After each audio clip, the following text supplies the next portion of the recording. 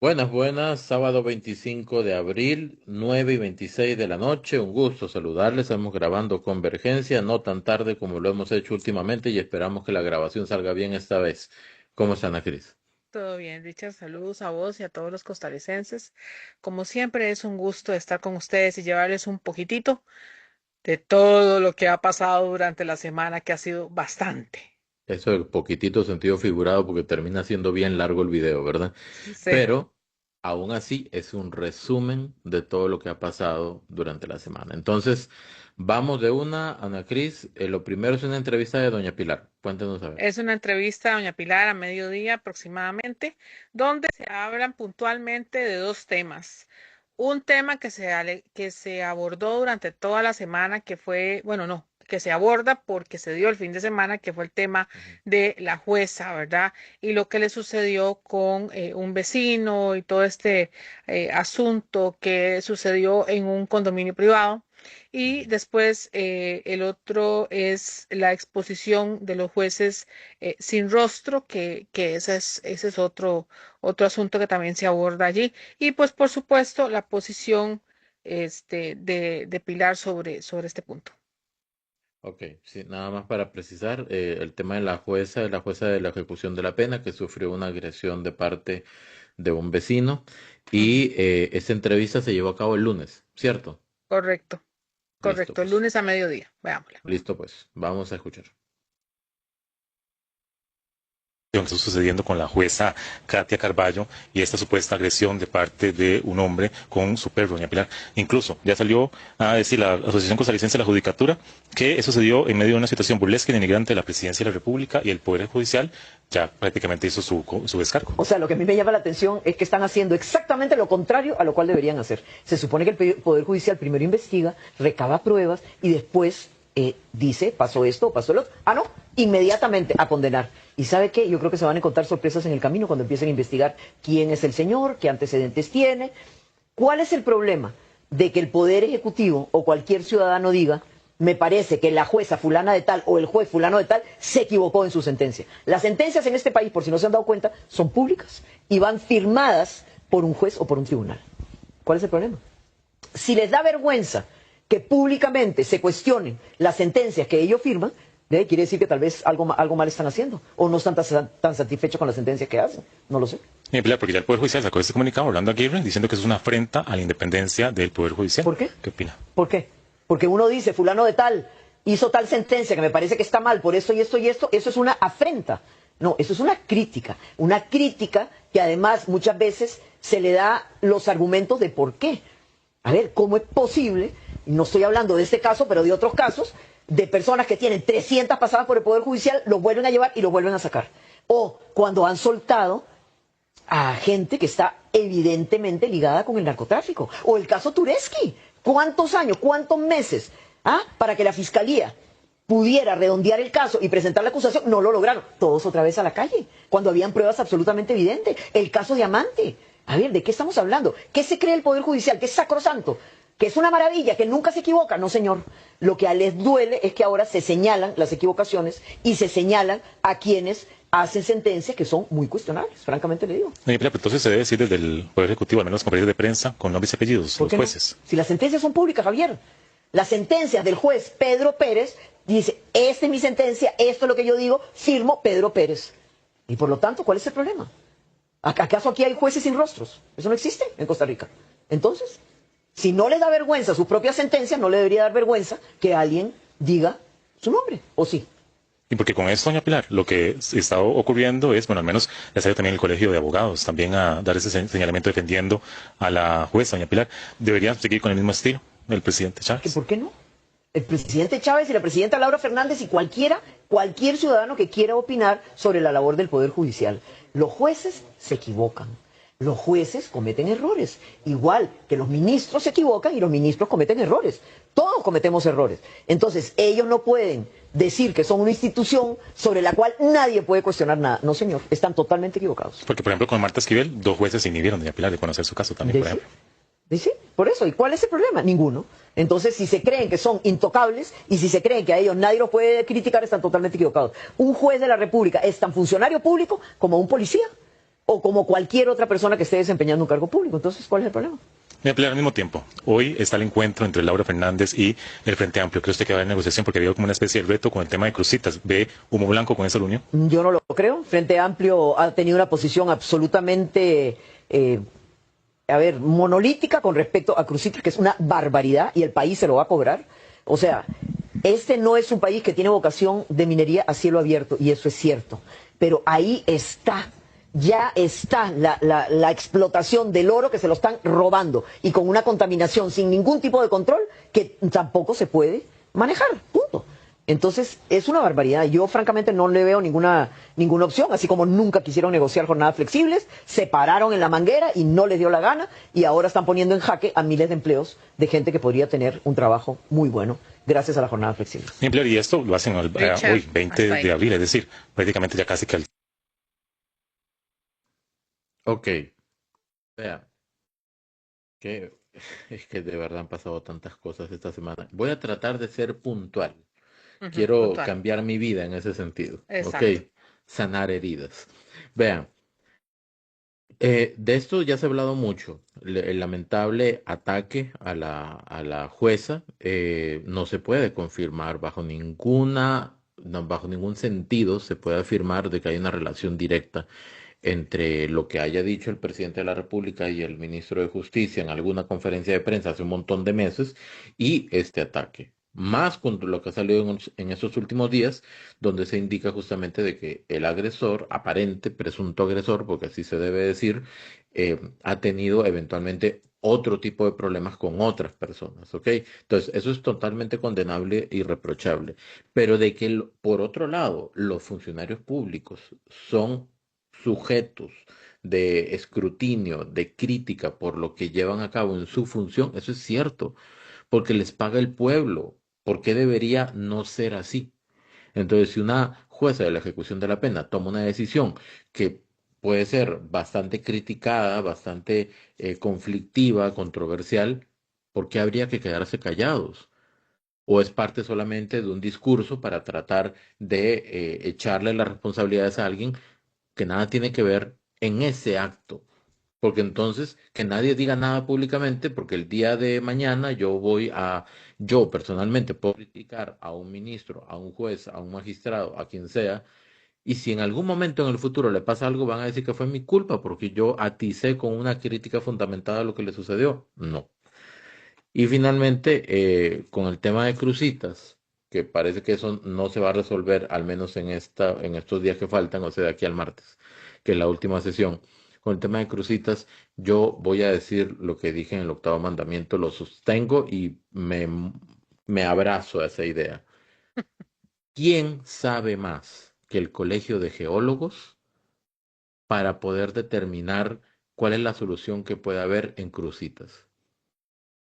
Ningún diputado geólogo que yo sepa. Y lo que dijo la señora Gina Escobar, si no me equivoco, en el programa, en el octavo mandamiento, yo se lo respeto porque tampoco voy a ir en contra, a decirle, no, usted está mal o algo así, pero mi opinión es la siguiente. Yo no estoy de acuerdo de que la política y la técnica tengan que ir divorciadas. Todo lo contrario. La política, para que sea responsable, tiene que ampararse en la técnica. Si no se ampara en la técnica, pueden hacer un mal chiste diciendo que van a hacer algo bien. ¿Ok? Y de hecho, por eso justamente es que Cruzitas está como está en este momento. Si de alguna manera se tiene que resolver ese tema, es con el apoyo técnico de los especialistas en esa materia y la guía que tiene el Colegio de Geólogos indicando de que efectivamente se tiene que reparar la zona, se tiene que intervenir, se puede extraer oro y se puede hacer un plan remedial al mismo tiempo a nivel ambiental. Si ellos dicen eso, ¿quién tiene autoridad técnica para decir lo contrario? Y ya.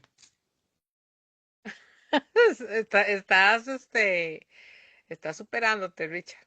Te felicito. Ya Ana Cris dijo, ya va a hablar, voy a ir a traer algo para tomar. No, no, no, es que yo creo que le está haciendo bien el tema de los tiempos en el octavo mandamiento, así que te felicito, qué bueno.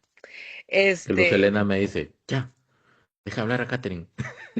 ok, yo creo que yo voy a Pero, ponerte pero algo ahí. que entre nos nada más. Bueno. No, con respecto a la jueza, no hay nada, no hay mucho que decir, costarricenses. Nosotros como ciudadanos tenemos derecho a hacer las críticas con los argumentos del caso, ¿verdad? En este tema, pues yo creo que siempre se ha hablado con seriedad, ¿verdad? En el momento en que Casa Presidencial, por ejemplo, hizo el video, lo hizo con todos los argumentos del caso. Ahí están las pruebas, están las sentencias. Recuerde que Costa Rica no tiene aquella disposición de juez sin rostro. ¿Qué es juez sin rostro?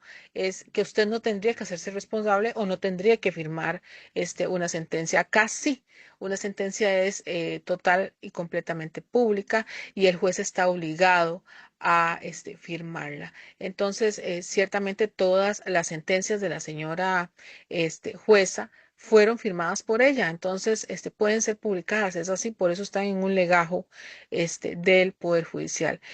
Así que eso es un punto que no existe no existe pruebas de ligamen y si ella alegara algo que tuviera que ver con eso, ella tendría que probarlo, ¿verdad?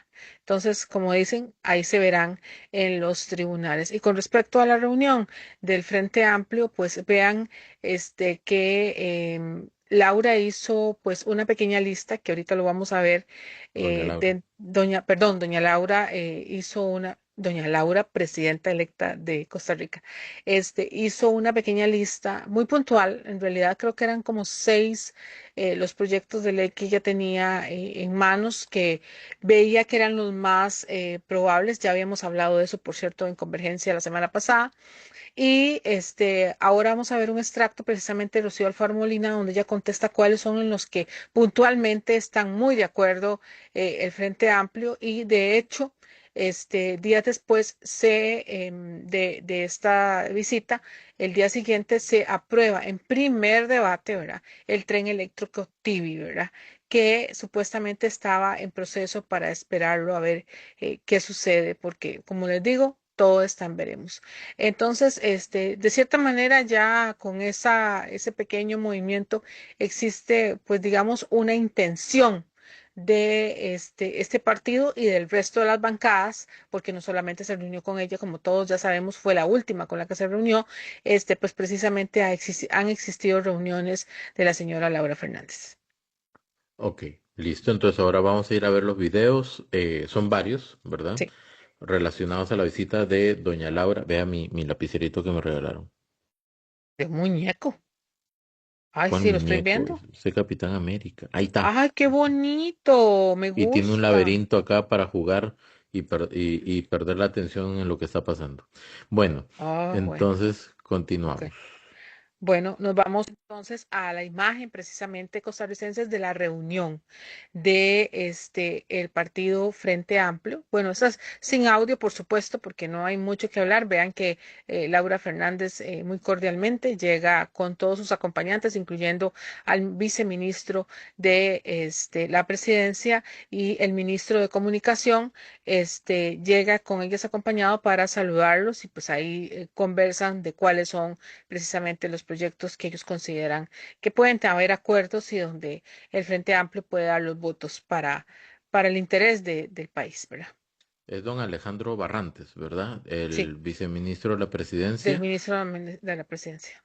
Y Y obviamente don Arnold Zamora, Hernando ministro de Zamora. Comunicación, y doña Laura Fernández, ministra de la Presidencia y presidenta electa. Aquí es interesante, de repente como un comentario rápido, vamos a repetir el video mientras, es el acto diplomático de la política, ¿verdad? Porque evidentemente han habido roces muy fuertes entre el gobierno y la fracción del Frente Amplio. Han habido críticas directas también de parte del presidente y de doña Laura hacia algunas acciones, decisiones, conductas incluso del Frente Amplio. Eh, Hay controles políticos que han sido bastante fuertes desde la fracción del Frente Amplio y también declaraciones fuertes desde la conferencia de prensa. Sin embargo, Em, de ahí, la política también es el intento de tratar de ponerse de acuerdo, ¿verdad? Entonces es importante como esa diplomacia en ese sentido. Aquí lo que a mí me llama la atención, aquí apareció algo, ¿verdad? Aquí lo que a mí Ujú. me llama la atención es el acomodo. Vea, vamos a adelantarlo cuando ya se sientan. ¿Quién queda enfrente? ¿La jefatura de la fracción en este momento la tiene Antonio Ortega o la tiene Rocío Alfaro Molina? No, la tiene Rocío Alfaro Molina y Antonio Ortega es el subjefe de fracción. Ok, en ese sentido, es normal que ellos dos estén, digamos, frente a doña Laura, ¿verdad? Es parte del protocolo. Ujú, Y a la derecha de Rocío Alfaro Molina, pues estaría, digamos, el ex candidato a la presidencia. Y en los extremos estarían justamente, bueno, después estaría Priscila Vindas, que por ahí no se ve, me imagino que ahorita se sienta, ujú. y Jonathan Acuña. Pero me causó curiosidad no ver a la diputada Sofía Guillén más como al centro, digamos, ¿verdad? Más frente a frente. Y por ahí dicen algunos de que tuvo un gesto Ujú. un poco serio, Poco digamos, serio, ¿verdad? poco cordial, sí, ahí estaban haciéndolo O sea, crítica en o sea, redes. no poco serio, sino un poco serio, o sea, con mucha seriedad al momento de saludar a los representantes del Poder Ejecutivo, pero bueno, han pasado cosas, ¿verdad? Ujú. Y aquí tenemos una parte del encuentro donde el ex candidato a la presidencia, el diputado Ariel Robles, le hace una solicitud de trabajo a doña Laura Fernández, entonces vamos a escucharlo rápidamente. Ujú.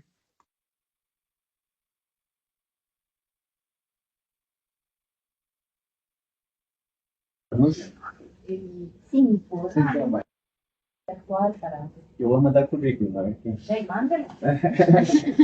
¿Cuándo lo anuncia? El 5 de mayo. El 5 de mayo. El 5 de mayo. Todavía tenés tiempo. Todavía me queda. El 5 de mayo. Por lo menos da un punto. El 5 de mayo. 5 de mayo.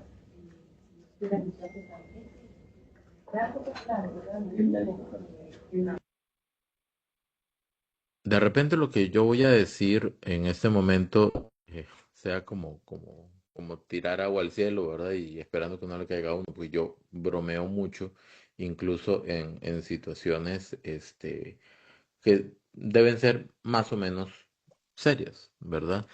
Pero este tipo de encuentros es sumamente formal, ¿verdad? Es el encuentro de dos poderes de la República Ujú. y donde se tienen que tomar decisiones trascendentales. Yo sé que el diputado Ariel Robles es una persona que él se define como bromista y no es malo ser bromista, por eso hago la introducción. Sin embargo, en ese momento deja mucho que pensar esa broma, primero porque de repente no era el momento, segundo por la reacción de sus compañeros, que solamente una fue la que se rió porque le hizo gracia, que fue Priscila Vindas, pero a los demás no los vi como que muy contentos, ¿verdad? No. Antonio Ortega, Sofía Guillén, Jonathan Acuña, ¿verdad? Y Rocío Alfaro Molina, como que no fue de agrado escuchar que su ex candidato le pida trabajo, aunque sea en broma, a la presidente electa de la República. Ujú.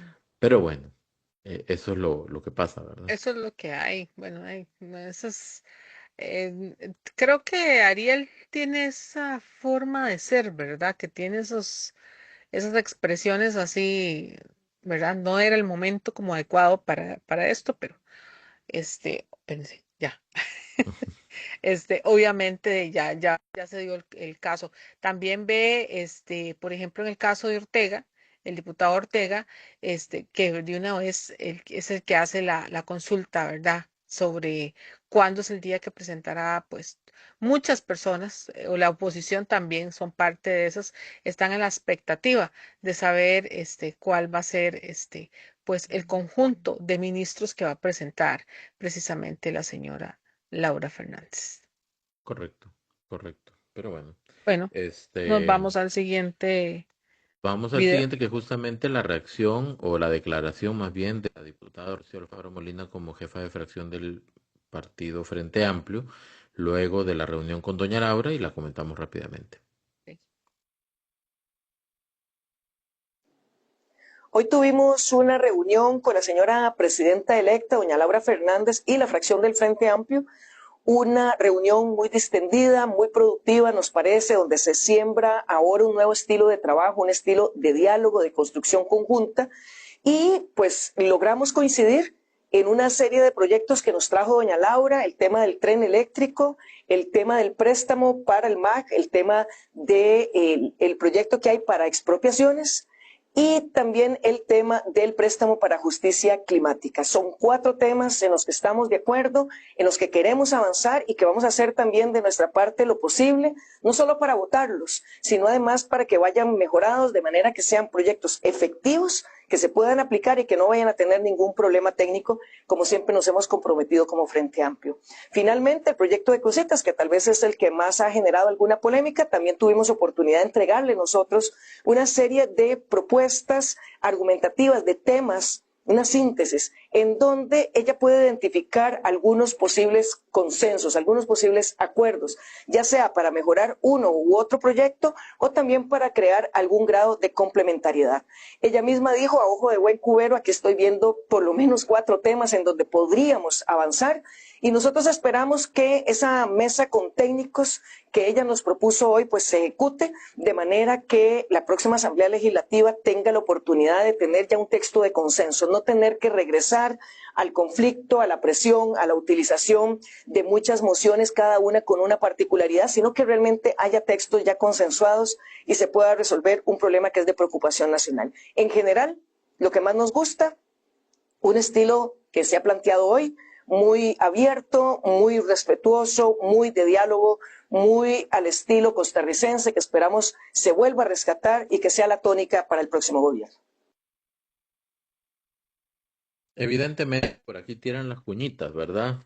Cuando dicen de diálogo, de estilo costarricense, lo estoy escribiendo para que no se me olvide, diálogo, Conciliador. estilo costarricense, etcétera, porque evidentemente la relación ha sido sumamente tirante con el presidente de la República. Ujú. Sin embargo, varias críticas que ha hecho el presidente han sido muy bien fundamentadas. Si nos vamos únicamente a ver por qué Cruzitas está como está, fue gracias a una fracción o una representación del Frente Amplio. Porque no pasó el proyecto de jornadas 4x3 que podría haber generado con mayor agilidad 40.000 empleos, fue gracias en gran parte al Frente Amplio y sus 2.564 mociones. Em, pero bueno, y también dice que el Frente Amplio se preocupa en hacer proyectos efectivos. Yo quiero hacer una precisión acá. ¿Qué es un proyecto efectivo? Un proyecto efectivo primero tiene que ser legal, ¿verdad? Obvio. Segundo, no tiene que ser repetitivo. No tiene que venir a redundar en en algo que ya existe. Tercero, debe ser sustentable, autosustentable. Debe tener una partida presupuestaria. En otras palabras, tiene que decir el proyecto de dónde se va a sacar la plata para ejecutarlo. Si no lo tiene, no funciona. ¿Ok? Y tiene que ser también responsable ese proyecto con las finanzas del país, porque imagínense que en algún momento, digamos, hay un proyecto de ley para que todos nos pensionemos a los 40 años. Sí. ¿Quién no quiere pensionarse a los 40 años? Pero ¿de dónde se va a sacar la plata para pagar esas pensiones? ¿Y cuántos meses va a sobrevivir ese sistema de pensiones ficticio que estamos diciendo en este momento? Eh, no podemos ampararnos solamente en el beneficio para la gente, cuando el beneficio o la búsqueda de ese beneficio lo que va a ocasionar es va a perjudicar enormemente a la misma población que se pretende beneficiar, ¿verdad? Entonces, ojalá, ojalá que de aquí al martes puedan avanzar. ¿Ya hicieron la segunda votación Debate. del tren eléctrico? No, No, ok. no, porque Ojalá que el está tren amarrado con el eléctrico tema de los magistrados. Ujú. que se vote antes del martes, porque hay que dejar claro algo. Si ese tren no sale, ¿ok? No salió. Es decir, si se vota negativo o no se vota o algo así, se va para atrás casi que desde cero, ¿verdad? Ujú. A comenzar eso desde cero, y eso es un problemón, únicamente por un pulso político. Sí, sí, sí. Y sí, lo que dice Ana Cris del tema de los magistrados es cierto, y vamos a escuchar algo que dijo don Mario Quiroz, pero ahorita lo vamos a escuchar, Ana Cris. Ahorita lo vamos a escuchar para que él le dé más contenido a lo que estamos hablando. pero solamente ahora para recordar y reforzar lo que está diciendo Richard, recordarles que los préstamos internacionales deben de aprobarse y seguir su proceso durante una legislatura. Entonces, si no se aprueban los dos debates, es decir, ya se dio el primer debate, tiene que darse el segundo debate en esta legislatura. Si no, comenzaría el proceso para atrás completamente de nuevo, ¿verdad? Esa es parte de las reglas de los préstamos internacionales. Entonces, por eso es que estamos hablando lo que se está diciendo ahora. ¿Qué fue lo que pasó? Que hay una situación ahí con el tema de la aprobación o sea, en realidad no tienen los votos. Para mí esa es la posición, no tienen lo suficientemente votos para aprobar lo que son los magistrados suplentes. Entonces eso molestó muchísimo a la oposición. Inclusive hubieron ahí unas palabras de parte del diputado Ortega y que ahorita las vamos a ver y entonces eso pues genera una serie de conflictos, ¿verdad? Correcto. Entonces, cambio de tema. Cambio de Vámonos tema. con el El FES. FES. Para este tema, me gustaría hacer una invitación muy especial. Yo creo que todos conocemos en algún momento a estudiantes actuales o graduados de repente, ¿verdad? De universidades públicas. Excelente, súper bien. Hacer primero una aclaración y una invitación. La aclaración es la siguiente. Aquí nadie está diciendo que no se debe invertir en la educación superior pública. Jamás en la vida. Ujú. Lo que se está procurando es entender en qué se está invirtiendo ese dinero, cuánto necesitan realmente, dónde está la rendición de cuentas y que este aporte del Estado a la educación pública se dé en las condiciones correctas también. Y la invitación es para que le puedan decir a esos jóvenes que están estudiando en universidades públicas que observen ese segmento que por aquí hemos apartado, porque yo creo que va a ser probablemente muy ilustrativo y que puede ayudar a entender qué es realmente lo que se está discutiendo y que los mismos jóvenes estudiantes de las universidades públicas se cuestionen a sí mismos de qué, o qué es lo que están ellos defendiendo, por qué están protestando, hacia dónde deben canalizar la crítica. ¿Ok? Esto fue lo primero que sucedió. Esto fue el Eh, día martes, ¿cierto? Esto fue el día lunes al finalizar la tarde. El Ok. contexto es que la comisión esta de negociación, negociadora, que existe entre los ministros de gobierno, llámese Hacienda, Planificación, el MISIT y Educación, están negociando con los rectores, con los 5 rectores de las universidades estatales. En este contexto están en una de las oficinas de Casa Presidencial y pues entran a la negociación precisamente Rodrigo Chávez y Laura Fernández para ver cuáles son las condiciones que se estaban dando. Al Que me imagino que escuchar no se lo esperaban, ¿verdad? no se lo esperaban. Al escuchar la solicitud que precisamente estaba leyendo Jorge, en este momento no me acuerdo el nombre, pero es el rector de la Universidad Nacional. Ujú. Al escuchar esta situación, pues don Rodrigo parece que en ese vaivén, ¿verdad?, de la conversación, lo interrumpe y le dice, don Jorge, ¿qué me está leyendo usted a mí? Una lista de compras. Eso no es nada de fondo, no me dice nada. Todo esto tenía que ver porque estaban dando supuestamente cuentas con respecto a las solicitudes que le había dado el Estado precisamente el año anterior con respecto de cómo se iba a distribuir precisamente el FES. De Entonces, hecho, este sí, es el sí. Ujú. contexto. Sí, de hecho, hace pocas semanas, no, hace 2 semanas a lo mucho, el rector Ujú. de la Universidad de Costa Rica, Carlos Araya, salió diciendo en un video que de la lista de indicadores que le dio el gobierno para cumplir, habían cumplido como el 60%. Y yo me puse a pensar, hey, si fuera un examen, sacaron 60 de nota, ¿verdad? No pasaron. Sí, Eso es sí. delicado porque se está trabajando con mucha plata y yo no quisiera pensar, y no estoy hablando de los estudiantes, estoy hablando de las autoridades académicas. No quisiera pensar que las autoridades académicas de las universidades públicas se acostumbraron a navegar en un presupuesto gigantesco en lugar de hacerlo eficiente. Pero también vamos a hablar ahorita de eventuales ingresos adicionales que tienen. Exactamente. Vamos a escuchar primero esa interacción con el presidente de la República y con doña Laura y vamos a ir viendo los videos. Ok. Cero. Lo que estoy diciendo es que el FES, desde mi punto de vista, se queda en cero si no hay una reducción significativa de la UNE y la Universidad de Costa Rica para la UNED, para la UTN y para el TEC.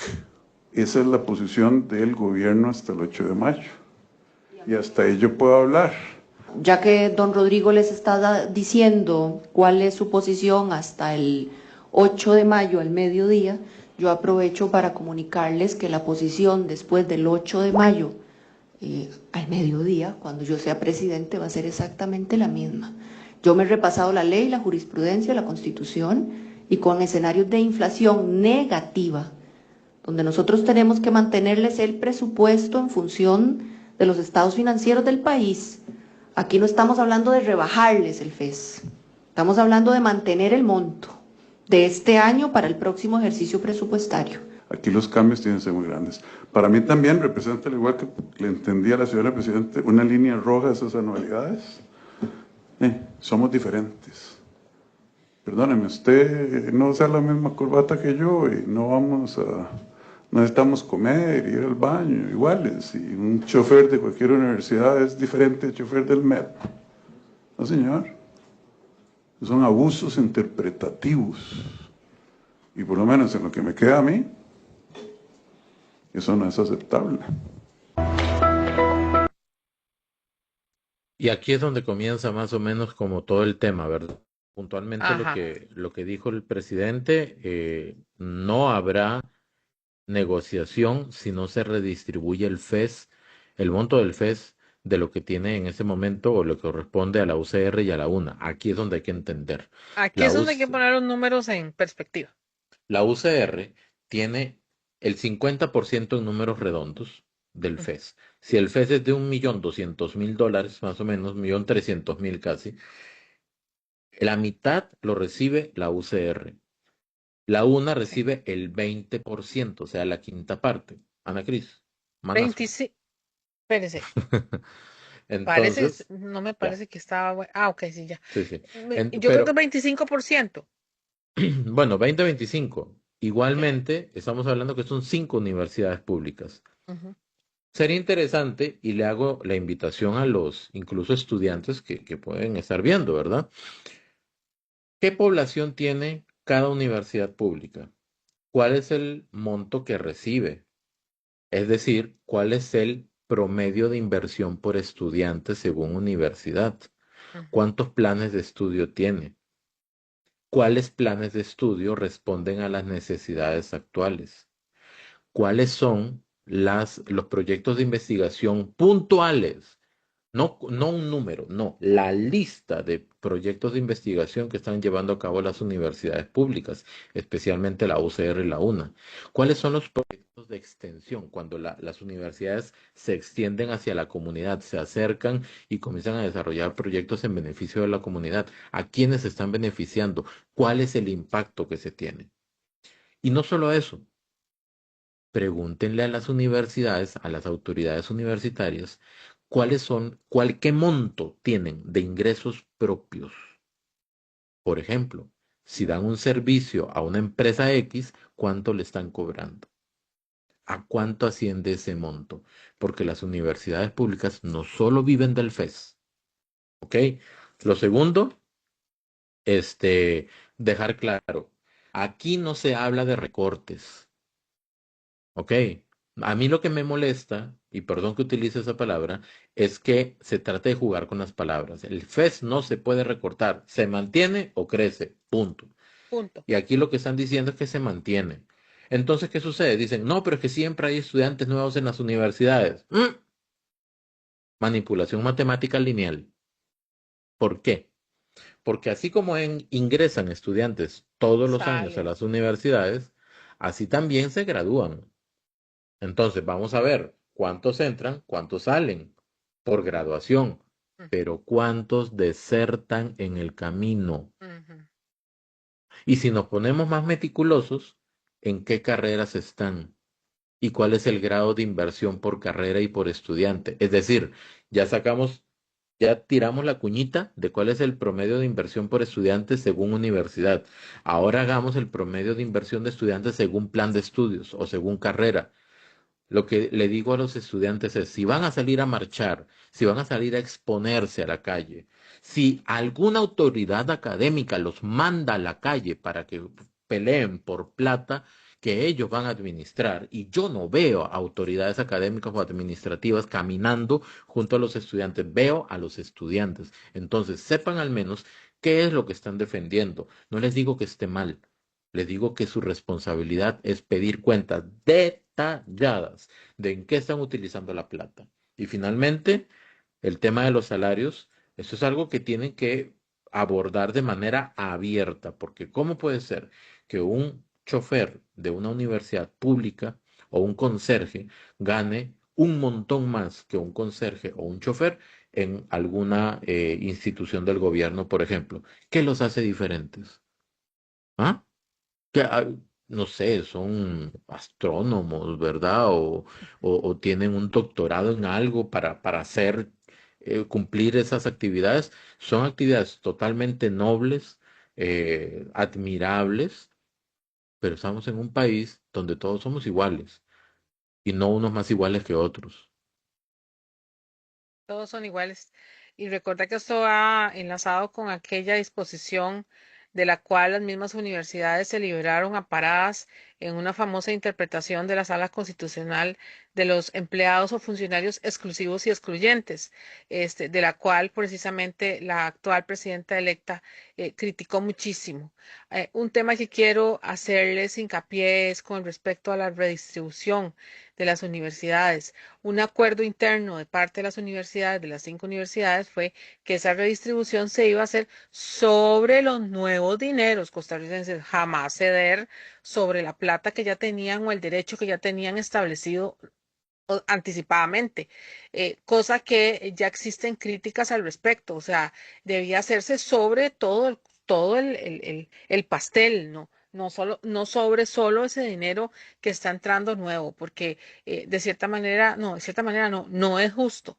No es justo para las otras universidades que de por sí hacen un gran trabajo, como la UNED, por ejemplo, que puede llegar hacia el mayor rincón de este país, puede llegar la UNED. Precisamente tiene muchos estudiantes indígenas, por ejemplo. Entonces, eso es importante para el Estado, además de todo lo que tiene que ver con las carreras STEM y lo que hace el trabajo que hace el TEC. Entonces, eso también es otra cosa que hay que hacer hincapié. La redistribución se debería de ir tomando en cuenta, hacerse de forma completa, no sobre solamente los nuevos dineros, pero esto también es parte de cómo las universidades se pueden reinventar, ¿verdad? Hacia dónde pueden buscar mayores recursos. Inclusive no sabemos cuántos recursos reciben nuevos ellos o recursos propios a través de sus servicios. Entonces, hay muchas incógnitas que el contribuyente costarricense no tiene conocimiento y de las cuales pues hay un vacío bastante complejo y que deberíamos de satisfacer definitivamente. Yo creo que este tema de la redistribución y las universidades es algo que la sociedad, y se nota porque toda la semana hay que ver cómo han estado las redes con respecto a esto, e inclusive se han dado el taco, y lo voy a decir así, inclusive en varias manifestaciones donde se introducen banderas que ni siquiera pertenecen a Costa Rica. O sea, eso me pareció muy ofensivo, sobre todo cuando estamos solicitando dineros públicos a los contribuyentes costarricenses, no a ningún otro país ni a ningún otro sector que no sea el nacional. Quiero dar un dato, un par de datos sobre la UCR. ¿Ok? Dale. Estuve hablando en estos días con varios profesores de universidades públicas que evidentemente no quieren que se diga sus nombres, es Ujú. obvio. ¿Ok? Sí, claro. Hay un edificio que se llama el Himno Hub. Es un edificio o un laboratorio de innovación como para pymes. Está en la UCR. Hasta donde entiendo, eso se construyó con dinero del FES. Independientemente si sean dineros del FES o dineros propios, tiene que ver. ¿Por qué? Porque si las universidades públicas como la UCR recibe dinero del FES y también genera dineros propios, lo que generen de manera propia y autónoma Es para va a tener que ver con lo que reciba del FES. ¿Por qué? Porque si aquí está recibiendo mucho dinero, de repente no necesita recibir tanto FES, porque al final el presupuesto es esto y se va a componer de las dos cosas. Entonces sería hasta un acto de responsabilidad. Vea, recibí tanto dinero, entonces no me dé tanto o redistribuyamos entre otras universidades. Podría ser, Ujú. ¿verdad? Bueno, la pregunta es, ¿qué ha hecho el Himno Hop? El Himno Hop, ese edificio de innovación, ¿qué ha hecho realmente? ¿Cuáles son los logros que ha tenido? ¿Qué ocupación tiene? ¿Cuánto personal ocupa? ¿Cuántas actividades alberga? ¿Cuánto tiempo tiene de construido? ¿Cuántos proyectos se han realizado? ¿Y cómo podemos hacer el balance entre inversión y el impacto o la ganancia que genera? Número uno. Número dos, ¿es cierto o no es cierto que una persona que imparta un curso de doctorado en la UCR gane 135.000 colones al mes? ¿Ok? Siendo un profesional de alto y máximo nivel académico. ¿Ok? Pero que un técnico con plaza puede ganar hasta 40 veces eso por mes y con menos tiempo de dedicación.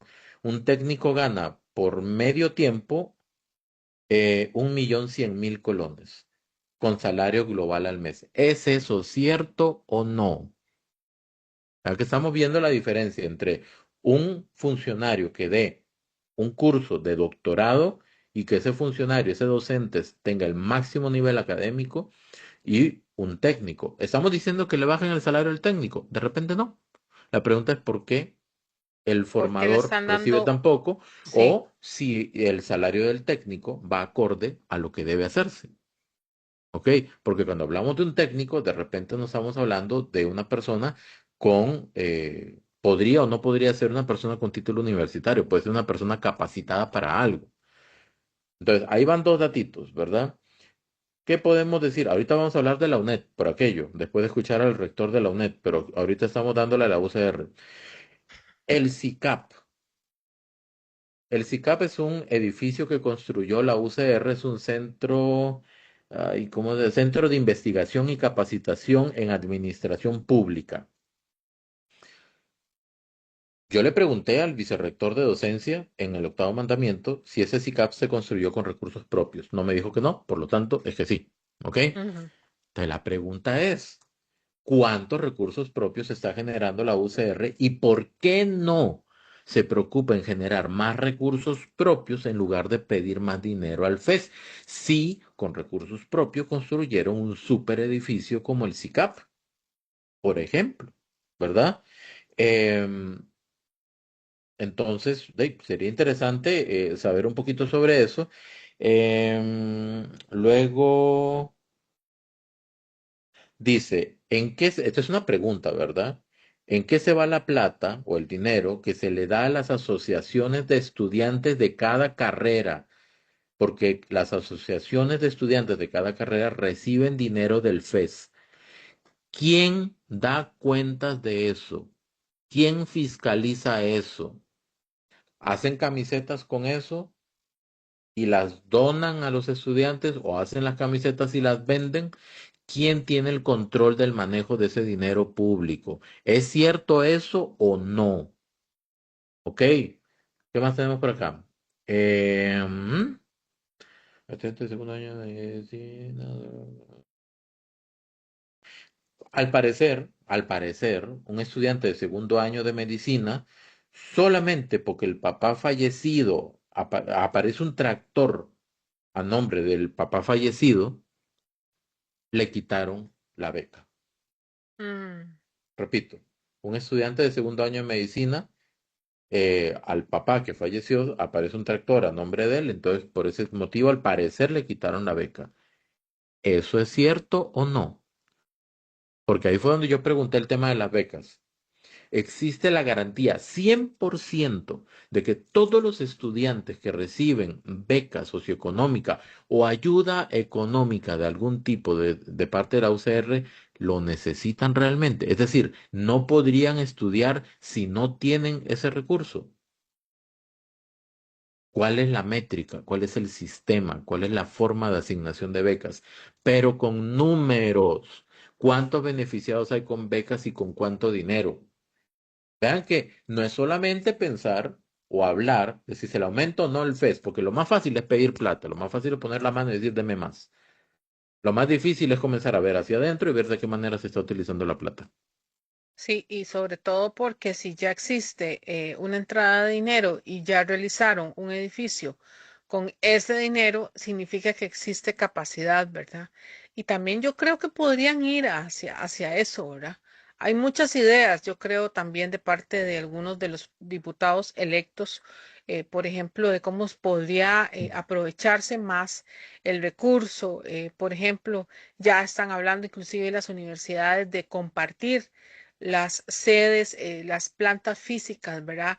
Con respecto a los estudiantes por un tema de gastos y todo esto, y pues hacer más eficiente el uso de los recursos y que los estudiantes pues puedan aprovechar esas plantas físicas que existen. Hay un tema que es muy complicado, que es el tema de las becas, pero el tema de las becas en asignación, inclusive también en el tema de la cantidad que se asigna en beca, ¿verdad? Son como 100.000, ciento y resto de mil, digamos, en el caso de una beca 5 más o menos, y ya hay estudiantes que dicen que apenas se puede sobrevivir con eso, pero tenemos por el otro lado algunos pues puntos de mejora, como el que dijo el presidente de la República con el tema de las anualidades, Richard. Entonces, esas son esas son cosas que hay que tomar en cuenta, a ver cómo podemos mejorar este tema del FES, entre otras, ¿verdad? Y ahora sí nos vamos con el señor Rodrigo Arias, que es el rector de la UNED, donde hace unas aseveraciones con respecto al levantamiento del gobierno de la mesa de trabajo. Vamos a escuchar. Es un derecho humano fundamental para las personas tengan derecho a la educación, el acceso a la educación superior. Es un bien público que produce bienestar para las personas, pero también es un deber de los estados. Y eso lo reivindicamos siempre.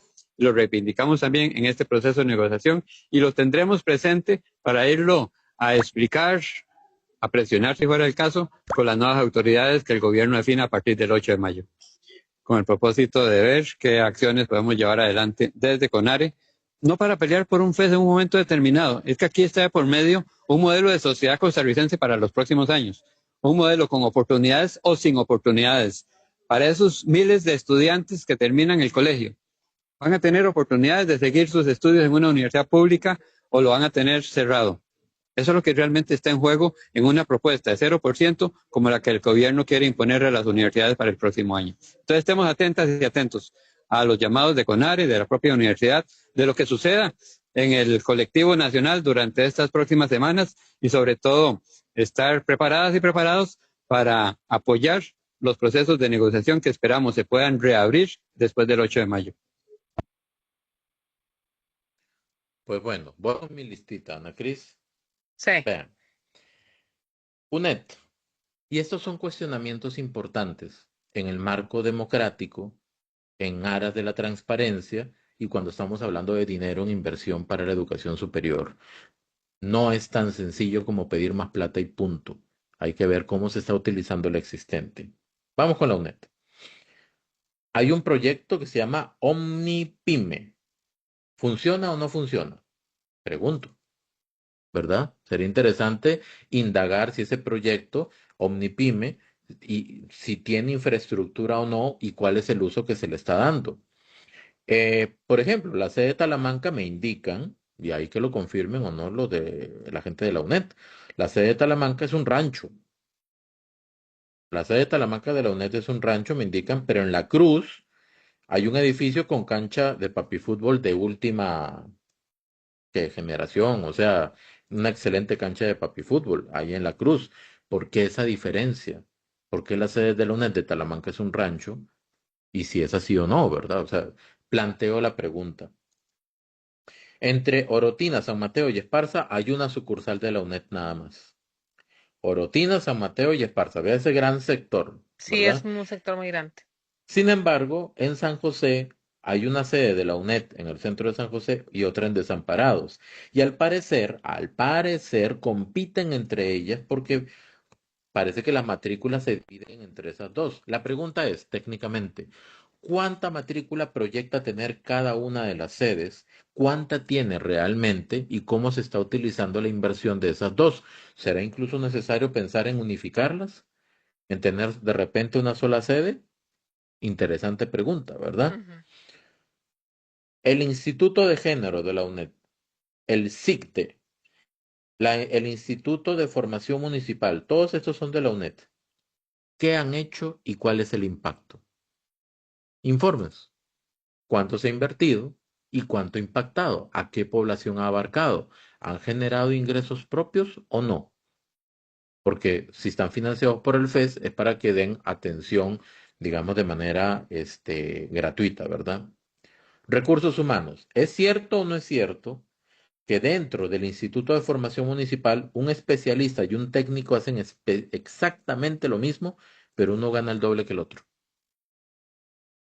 Pregunto. Otra pregunta interesante. Los auditores internos en la UNED, ¿quién los elige? ¿Quién los elige? Ujú. ¿Quién los elige? Los elige la junta directiva, los elige Ujú. la rectoría, ¿verdad? ¿Quién nombró al auditor en la UNED? ¿Cuántas votaciones se tuvo que llevar a cabo para elegir al vicerrector de la UNED? ¿Es cierto o no que fueron 26 votaciones? Uf. ¿Y por qué? ¿Ok? Es cierto que no a todo el mundo se les paga horas extra. ¿Quién audita la cantidad de horas extra? Números, datos, ¿ok? Em, al parecer, y es una pregunta, ¿es cierto o no es cierto que el Instituto de Capacitación vamos a ver, se creó un Instituto de Capacitación Municipal dentro de la UNED para capacitar al personal vinculado al régimen municipal? Como está financiado por el FES, debería ser completamente gratuito. ¿Es cierto o no es cierto que se está cobrando algunos procesos de capacitación? Es pregunta. ¿Ok? Por ejemplo, una maestría. Me indicaron de que había una maestría abierta, pero que se le cobraba al régimen municipal. ¿Por qué se cobra eso? Al parecer también, ¿por qué no se cubre con las becas que vienen del dinero proveniente del impuesto a los licores?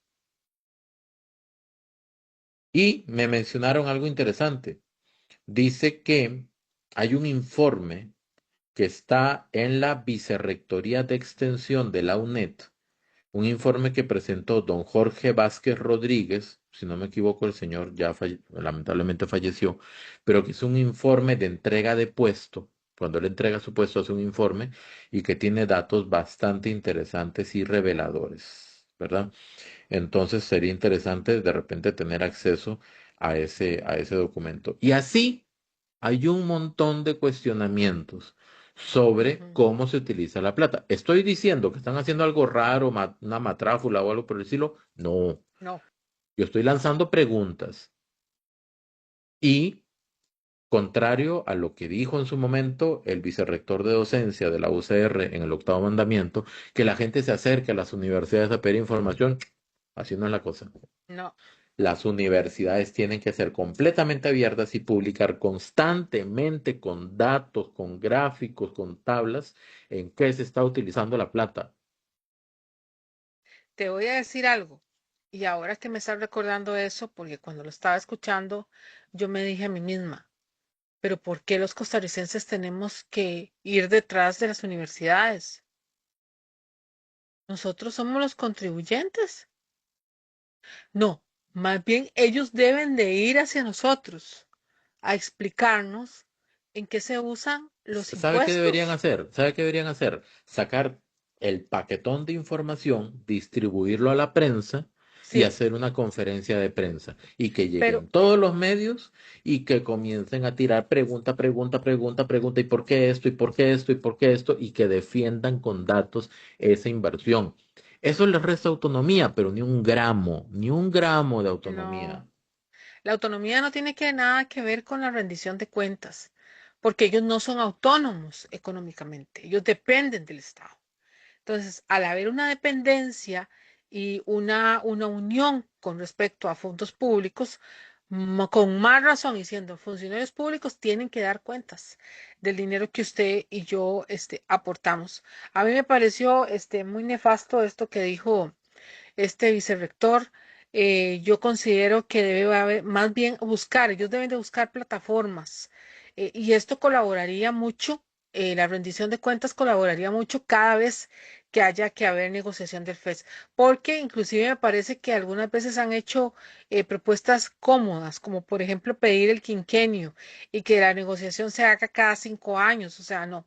Yo creo que eso jamás debe suceder a las universidades, con más razón, cada año debe hacerse la negociación costarricense, porque si no, menos nos van a entregar de forma transparente pues los recursos para que nosotros podamos decir, bueno, aquí nos están justificando el dinero sí o no. Pero definitivamente en esto de las universidades hay mucha tela que cortar. Por cierto, que sigue el video del ministro Leonardo Sánchez.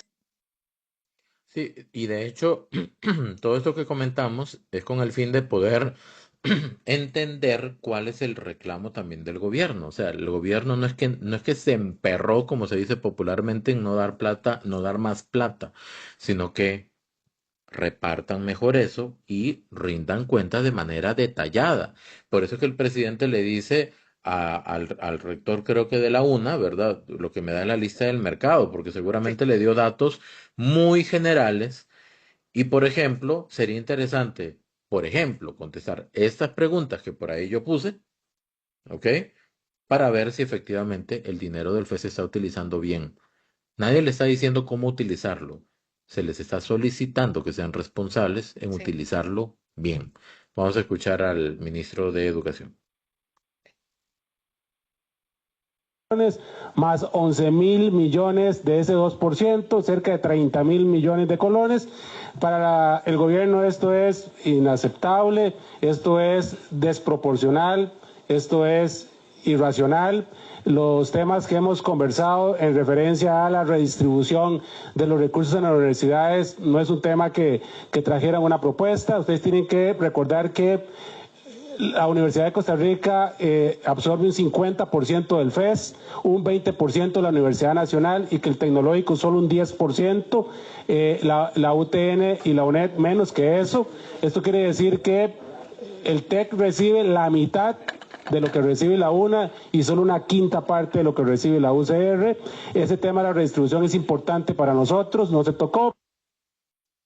Las universidades públicas seguimos en la mesa de negociación. Para nosotros la negociación no ha terminado y no ha terminado precisamente porque, de acuerdo con lo firmado en el convenio de la negociación del FES del año 2026, queda pendiente en junio una revisión por el comportamiento de la inflación.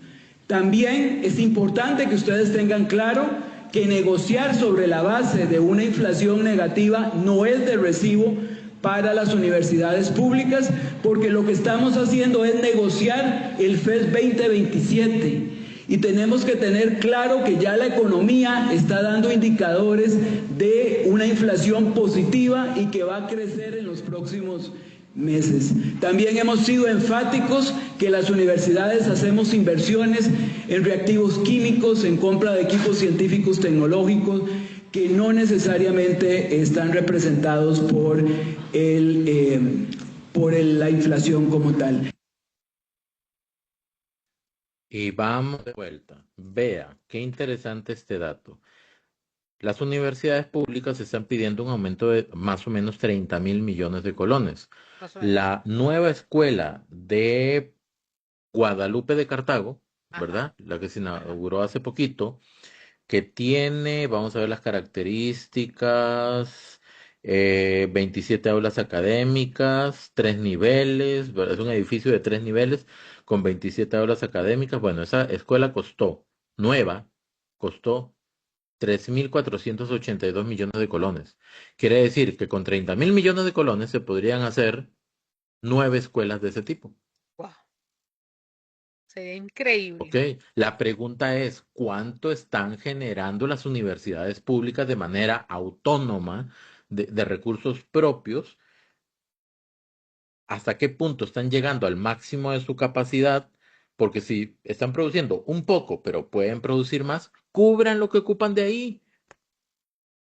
O si están produciendo mucho, sean responsables y redistribuyan el FES o digan, ¿sabe qué? Esta vez no me dé 50%, deme 48%, porque tengo ahí un excedente del otro lado, entonces ahí puedo compensar. Soy responsable con el país. ¿Ok? Pero lo que dice el rector de la UNA de citar 2, 3 ejemplos de las cosas que ellos hacen, no dibuja la complejidad de la inversión que ellos tienen. Y cuando habla de inflación positiva, que se proyecta que la inflación va a ser positiva más adelante, yo lo vengo escuchando esto hace 2 años. Sí, eso es cierto.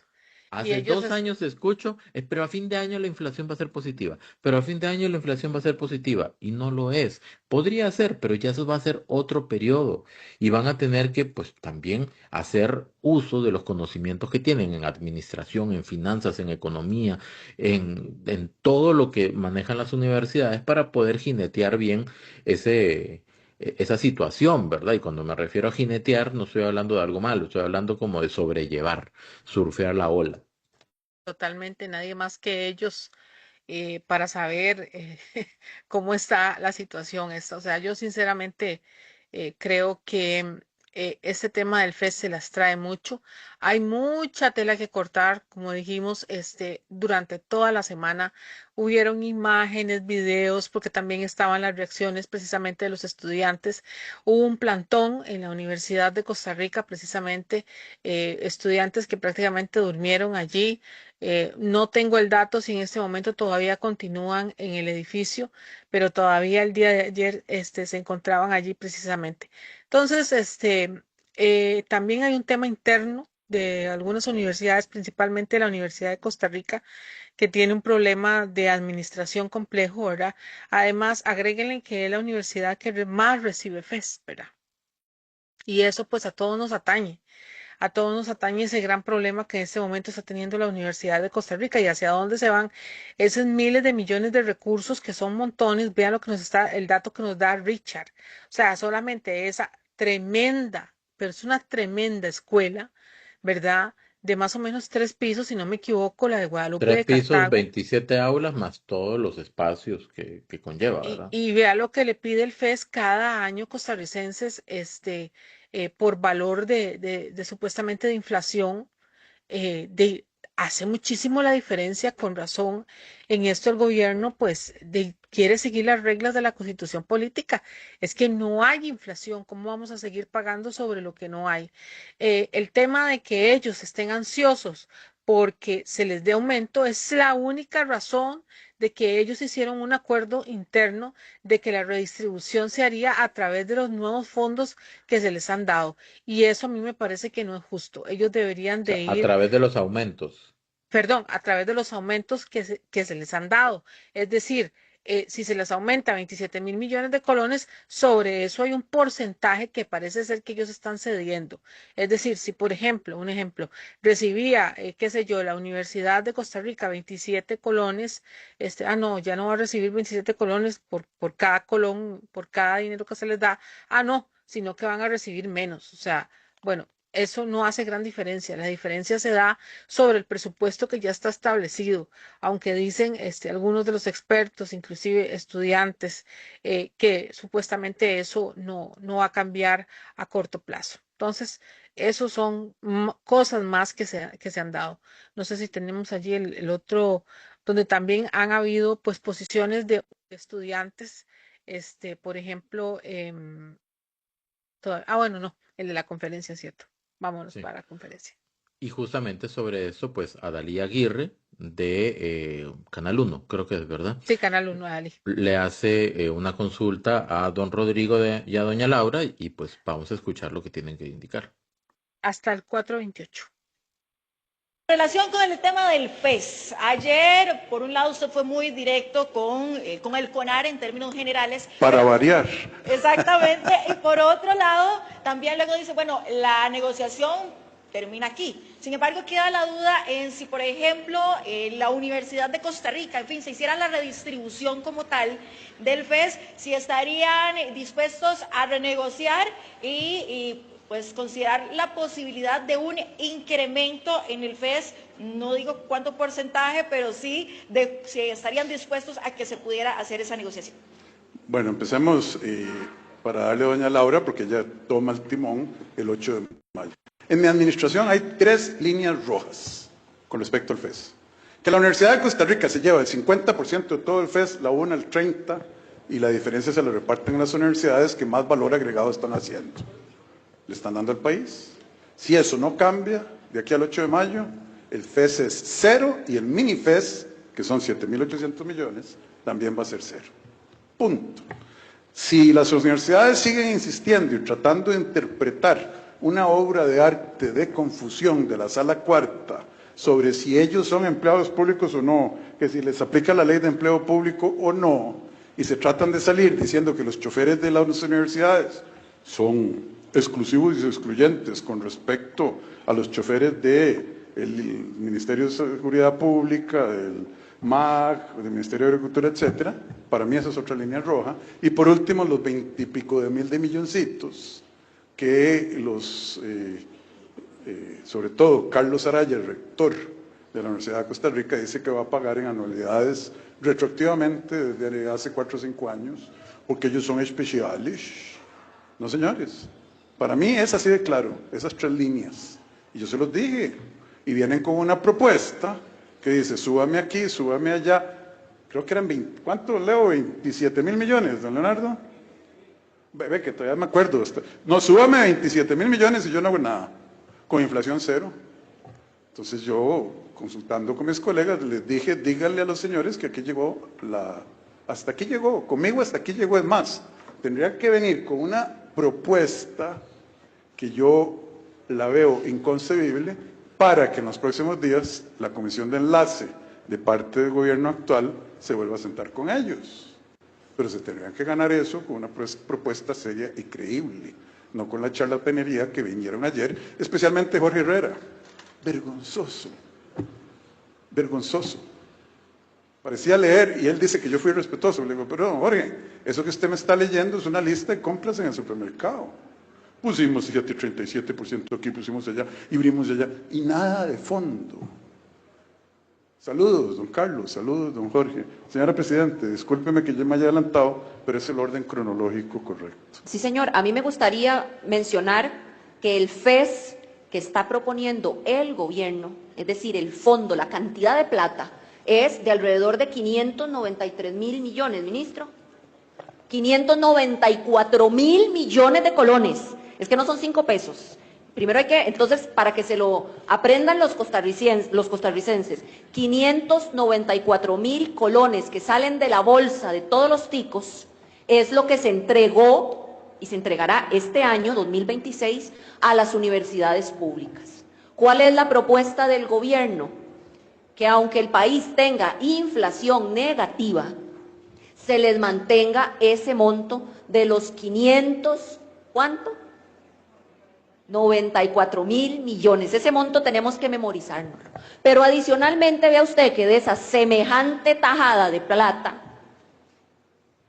entre la Universidad de Costa Rica y la Universidad Nacional se dejan el 75%. 80, perdón, señora Presidenta. Bueno, yo... El 80, 50 y 30 se dejan, ¿verdad? 75, sí. Ah, perdóneme. Sí, se dejan no se preocupe, presidente, se dejan el 75% entre la UCR y la Universidad Nacional. Y miren, aquí no se trata de desvestir un santo para vestir otro, y en esto yo quiero ser muy clara, yo soy hija de la Universidad de Costa Rica, y soy hija de la educación pública de este país, gracias a Dios y a mucha honra. Vamos a ver, las líneas rojas del presidente. la repartición que tiene que ser más justa, ¿verdad? Entre la universidad, entre las 5 universidades, porque era 30%, sí es cierto. 50% del FES se lo lleva la UCR, Universidad de Costa 30% Rica. la nacional y el resto se lo reparten ahí. ¿Cuáles son las 5 universidades? La UCR, la UNA, el TEC, la UNED y la UTN. Vea la cantidad de estudiantes que hay. La UCR tiene 45.000 estudiantes, la UNA tiene 22.000, el TEC tiene 13.000 estudiantes, la UNED tiene 43.500 estudiantes. Oh, O sea, yo no sabía, estos datos pueden variar un wow. poquito, ¿verdad? Pero no van a variar abismalmente. Entonces, ¿cuánto es que recibe la UNED del FES? Ya hay Richard. Sí, es que o sea, está dividido entre esos 30, en 30%. Imagínense que sea en promedio, porque si del 100% del FES, el Qué barbaridad. 50% es de la UCR, el 30% es de la UNA, queda solamente 20%. Y ese 20% se lo reparten entre tres. Póngale, que no es así, pero póngale que se lo reparten en partes iguales. ¿Ok?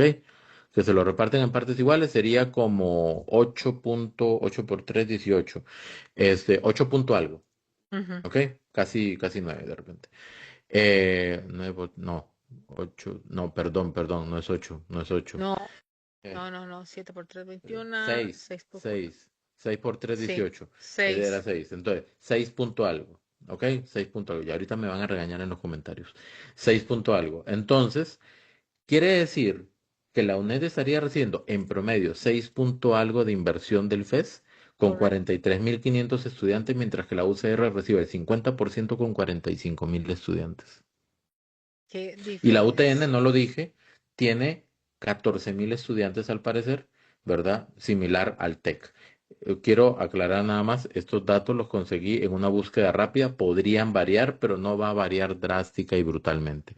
Entonces, pongámonos a pensar cuánto es lo que están recibiendo. Y si agarramos el monto del FES que recibe la UCR, que, ¿cuánto dijo que era? 594.000 millones de colones, ¿verdad? Correcto. Entre dos sería 250.000 y 590 más 40.000. Digamos que sea 290.000 millones de colones, redondeado. ¿Ok?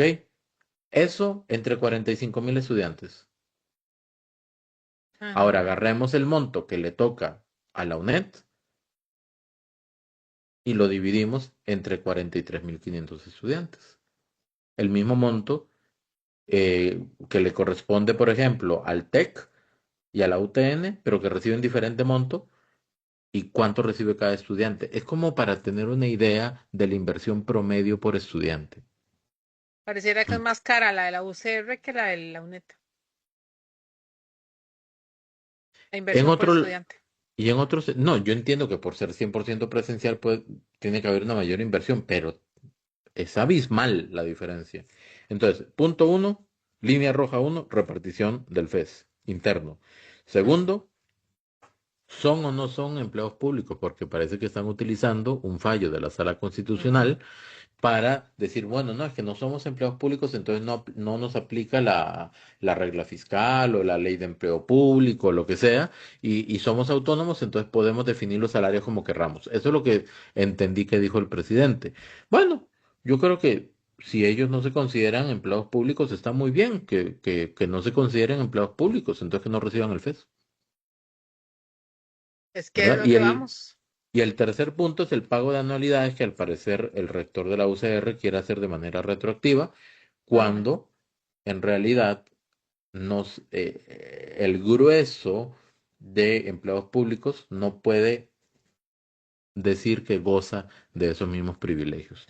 Entonces es interesante el planteamiento porque a veces las instituciones públicas, especialmente las universidades y especialmente las más grandes, cuando defienden el FES, lo hacen con datos muy al aire. Pero cuando vamos y escarbamos en este tipo de cuestionamientos, nos damos cuenta que lo que tenemos es una cantidad increíble de dudas. Sí. Sí, y de verdad que ahora sí es cierto que con ese dato que me diste de la UNED me pusiste a pensar, porque o sea, el costo, a pesar de que sea una universidad estatal a distancia, una universidad virtual, digamos, que lo lleve el virtual el estudiante, ¿a ustedes no les parece que el costo es demasiado alto? ¿Verdad? Pareciera que el tema administrativo en la Universidad de Costa Rica está siendo muy alto. Y vean que a pesar de los pesares, esta ha sido la universidad que ha tenido varios denuncias, ¿verdad? De forma interna con respecto al gasto y a los costos de cómo se administra, pues, los diferentes rubros en esta universidad. Pero sí, sí son cosas a plantear, ¿verdad? Y sobre todo que recuerden, ahora que estoy en este pensamiento de números, recuerden lo que sucedía antes, ¿verdad? El gobierno actual fue el que introdujo a la UTN en el FES, ¿verdad? Ujú. Antes la UTN no tenía acceso al FES. Entonces eso es un tema de tomar en cuenta, ¿verdad? Estamos haciendo que las cosas sean más justas y de cierta manera las universidades más pequeñas están creciendo, ¿verdad? Como la UTN, que sobre todo tiene una entrada o una posibilidad de entrada a muchos estudiantes de colegio técnico profesional, ¿verdad? Entonces, y la posibilidad de carreras técnicas, pues también enfatizan y son más cortas y esto pues hace que los estudiantes salgan muchísimo más rápido y con una posibilidad de trabajo muchísimo mejor, ¿verdad? Un valor agregado. Entonces, Al parecer el dato no es muy diferente. Sí son más de 40.000 estudiantes que tiene la UNED. UNED Entonces, es con mayor razón dos cosas. Repensar la distribución de la inversión del FES a lo interno de las universidades y que la UNED, con lo poco que recibe, entre comillas, porque siempre es un montón de plata, que aclare esos cuestionamientos que yo planteé ahora. sí, sí, es que hay muchos grises. En el tema de la rendición de cuentas en las universidades hay muchos grises. Inclusive ahorita vamos a ver un extracto de don Fabián Bolio, donde él establece que las universidades fueron creadas con otro tipo de naturaleza. Ellas fueron creadas pues para eso, para que impartan educación superior a los diferentes estudiantes, nunca para que utilizaran el presupuesto y después lo invirtieran en la bolsa. Ellos en su naturaleza no tienen ninguna autorización para ser inversionistas de bolsa. Todo esto porque hay dinero del presupuesto que se está utilizando para certificados de ahorro de inversión, ¿verdad? Y Y ahora finalmente, veamos. Ujú. finalmente, para terminar con el tema del FES, vamos a escuchar la voz de uno de los estudiantes. Él es presidente de la FEUNA, Correcto, ¿verdad? Marco Víquez, De la Federación de Estudiantes de la Universidad de Universidad Costa Nacional. Rica, Entonces vamos a Universidad Nacional. escuchar y vamos a comentar. Ujú. Por el FES, sino por la educación pública que todavía no ha alcanzado 18% del Producto Interno Bruto que nos promete la Constitución política. Es importante para nosotros también hablar sobre lo que pasó el día de martes en la negociación de enlace del FES, algo inaudito, algo que nunca en la vida se había visto, un presidente de la República y la presidenta electa interrumpiendo la negociación del FES, donde se supone que es un espacio para las rectorías y para los ministros. Esto por acuerdo de años, y lo que me parece todavía más indignante es que vengan a decir que para darle a otras universidades hay que quitarle a la Universidad Nacional y a la Universidad de Costa Rica. A mí me parece que deberíamos de estar pensando en crecimiento para todo el sistema público. Creo que definitivamente la universidad en la que cada persona estudie no debería de simbolizar ni más ni menos dentro de sus condiciones de estudio ni sus dignificaciones colectivas, pero sí debería de ser un factor determinante el que antes de querer poner a pelear a las universidades públicas por el presupuesto que ya se tiene, se debería de pensar en dar un presupuesto más adicional cada año que compense el aumento del costo de la vida y de la inflación. Marco, para ustedes la negociación ya terminó y esto se enviará a la próxima Asamblea Legislativa, ¿o aún tienen esperanza de llegar a algún acuerdo?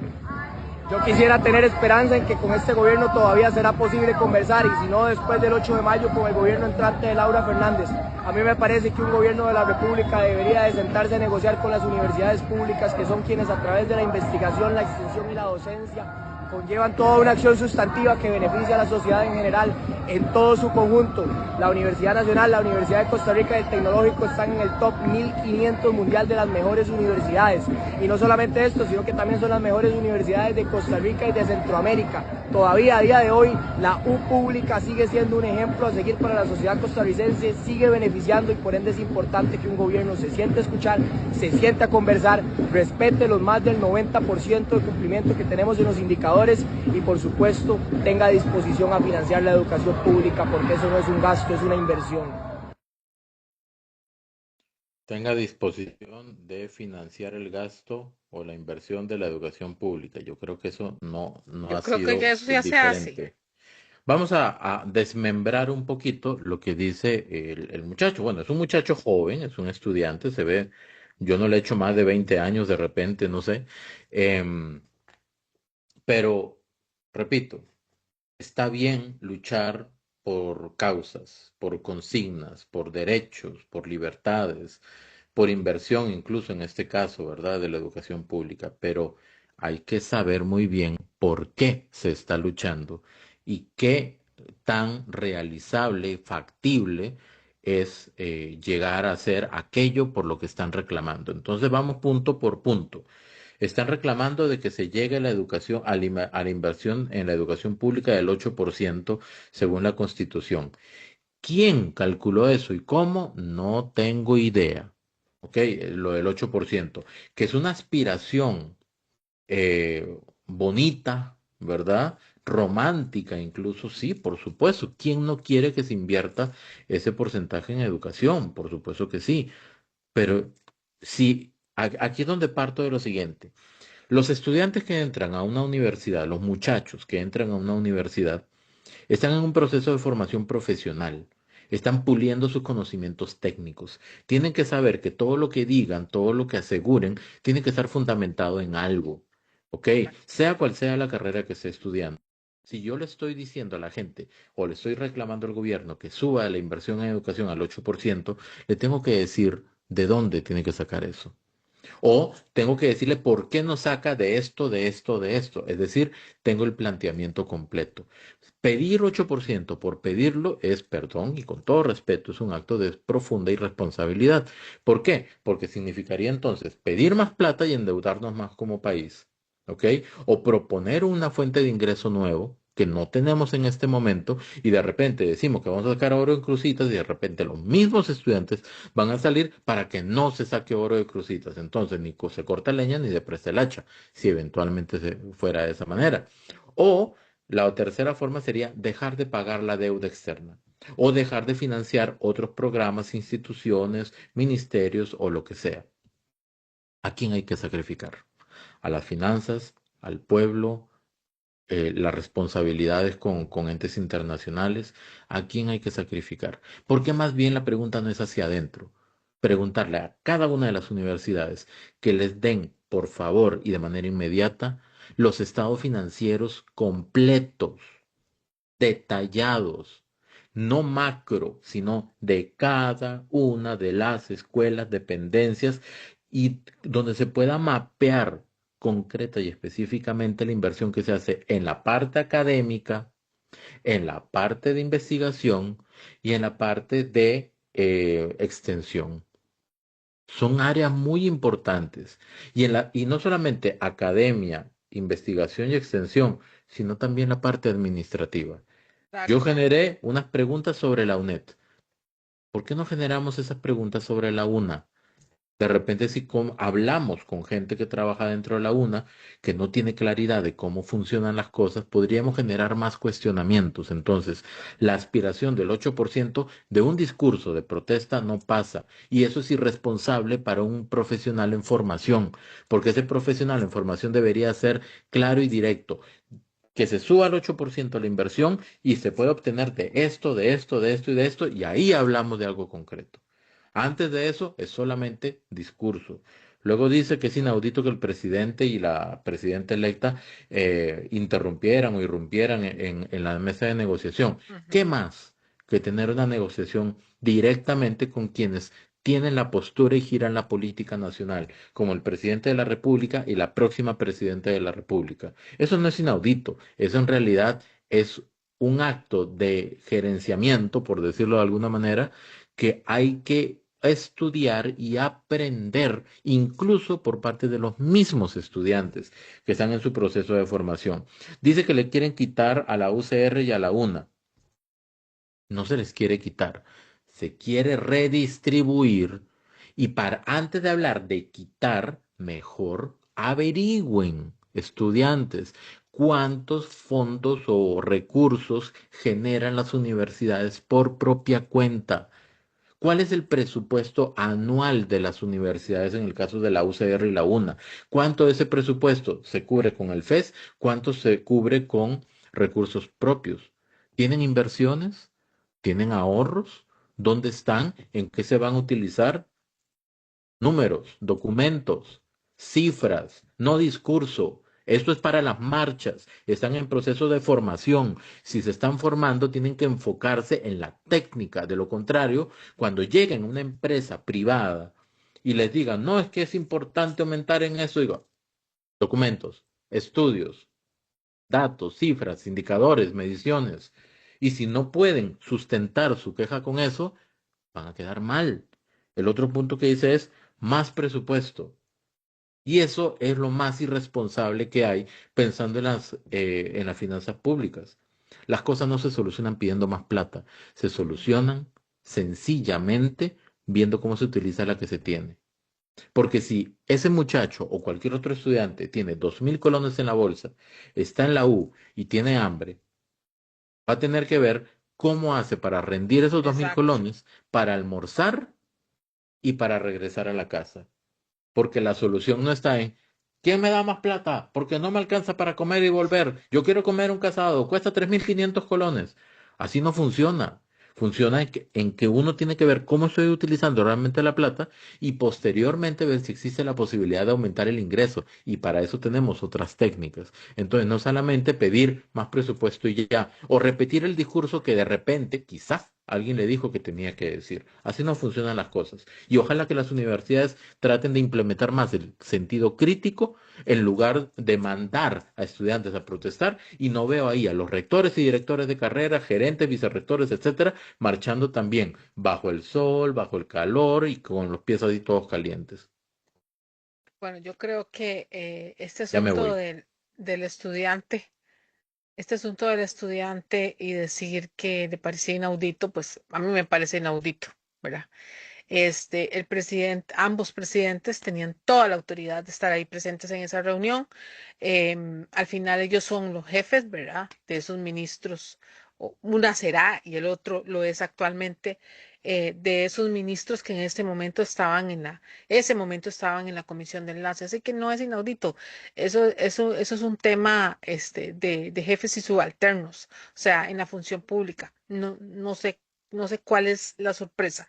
Y con respecto a lo que vos estás diciendo de la valoración y el pedir dinero por pedirlo, no entender de dónde viene o crecer o creer simplemente en presupuestos que están hechos en el aire, sin contenido y que hace años atrás fueron aprobados por diputados que a saber si habrán tenido pues el estudio técnico para saber de dónde íbamos a sacar esa plata para darle un 8% del PIB a la educación costarricense. Imagínense ustedes actualmente donde más bien están tratando de construir mega escuelas para que las otras más pequeñas pues probablemente van a cerrar porque hay menos cantidad de nacimientos de costarricenses. Ujú. De hecho, para el 2060, nada más para que se sepa, se tiene Ujú, presupuestado que vamos a ser más o menos la misma cantidad de habitantes, ujú. pero con mucha más gente mayor.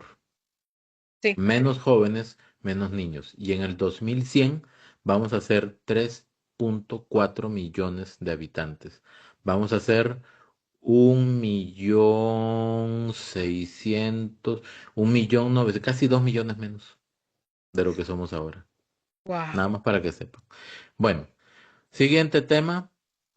Eh, maravilloso. De repente, contexto rápido, ¿verdad? En estos momentos, en la Asamblea Legislativa se está tratando de hacer votaciones para elegir a los magistrados suplentes de la Sala Constitucional.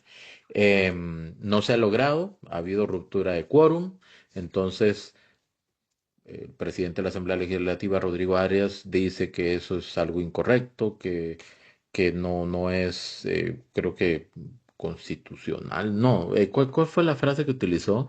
Em, que se está afectando al país, ¿verdad? Por ese tema. Sin embargo, no es algo que apareció o surgió en este momento. Y Mario Quiroz explica muy bien por qué hoy la oposición está preocupada y tratando de correr para elegir a los magistrados suplentes. ¿Ok? Y le está echando la culpa al oficialismo. Ah, pero cuando la oposición ha retrasado proyectos importantes, eso sí, como que la memoria es muy cortita, Selectiva, ¿verdad? En ese sentido. Entonces vamos a selectiva. escuchar lo que dice Mario Quiroz y lo Vale. comentamos. Ujú.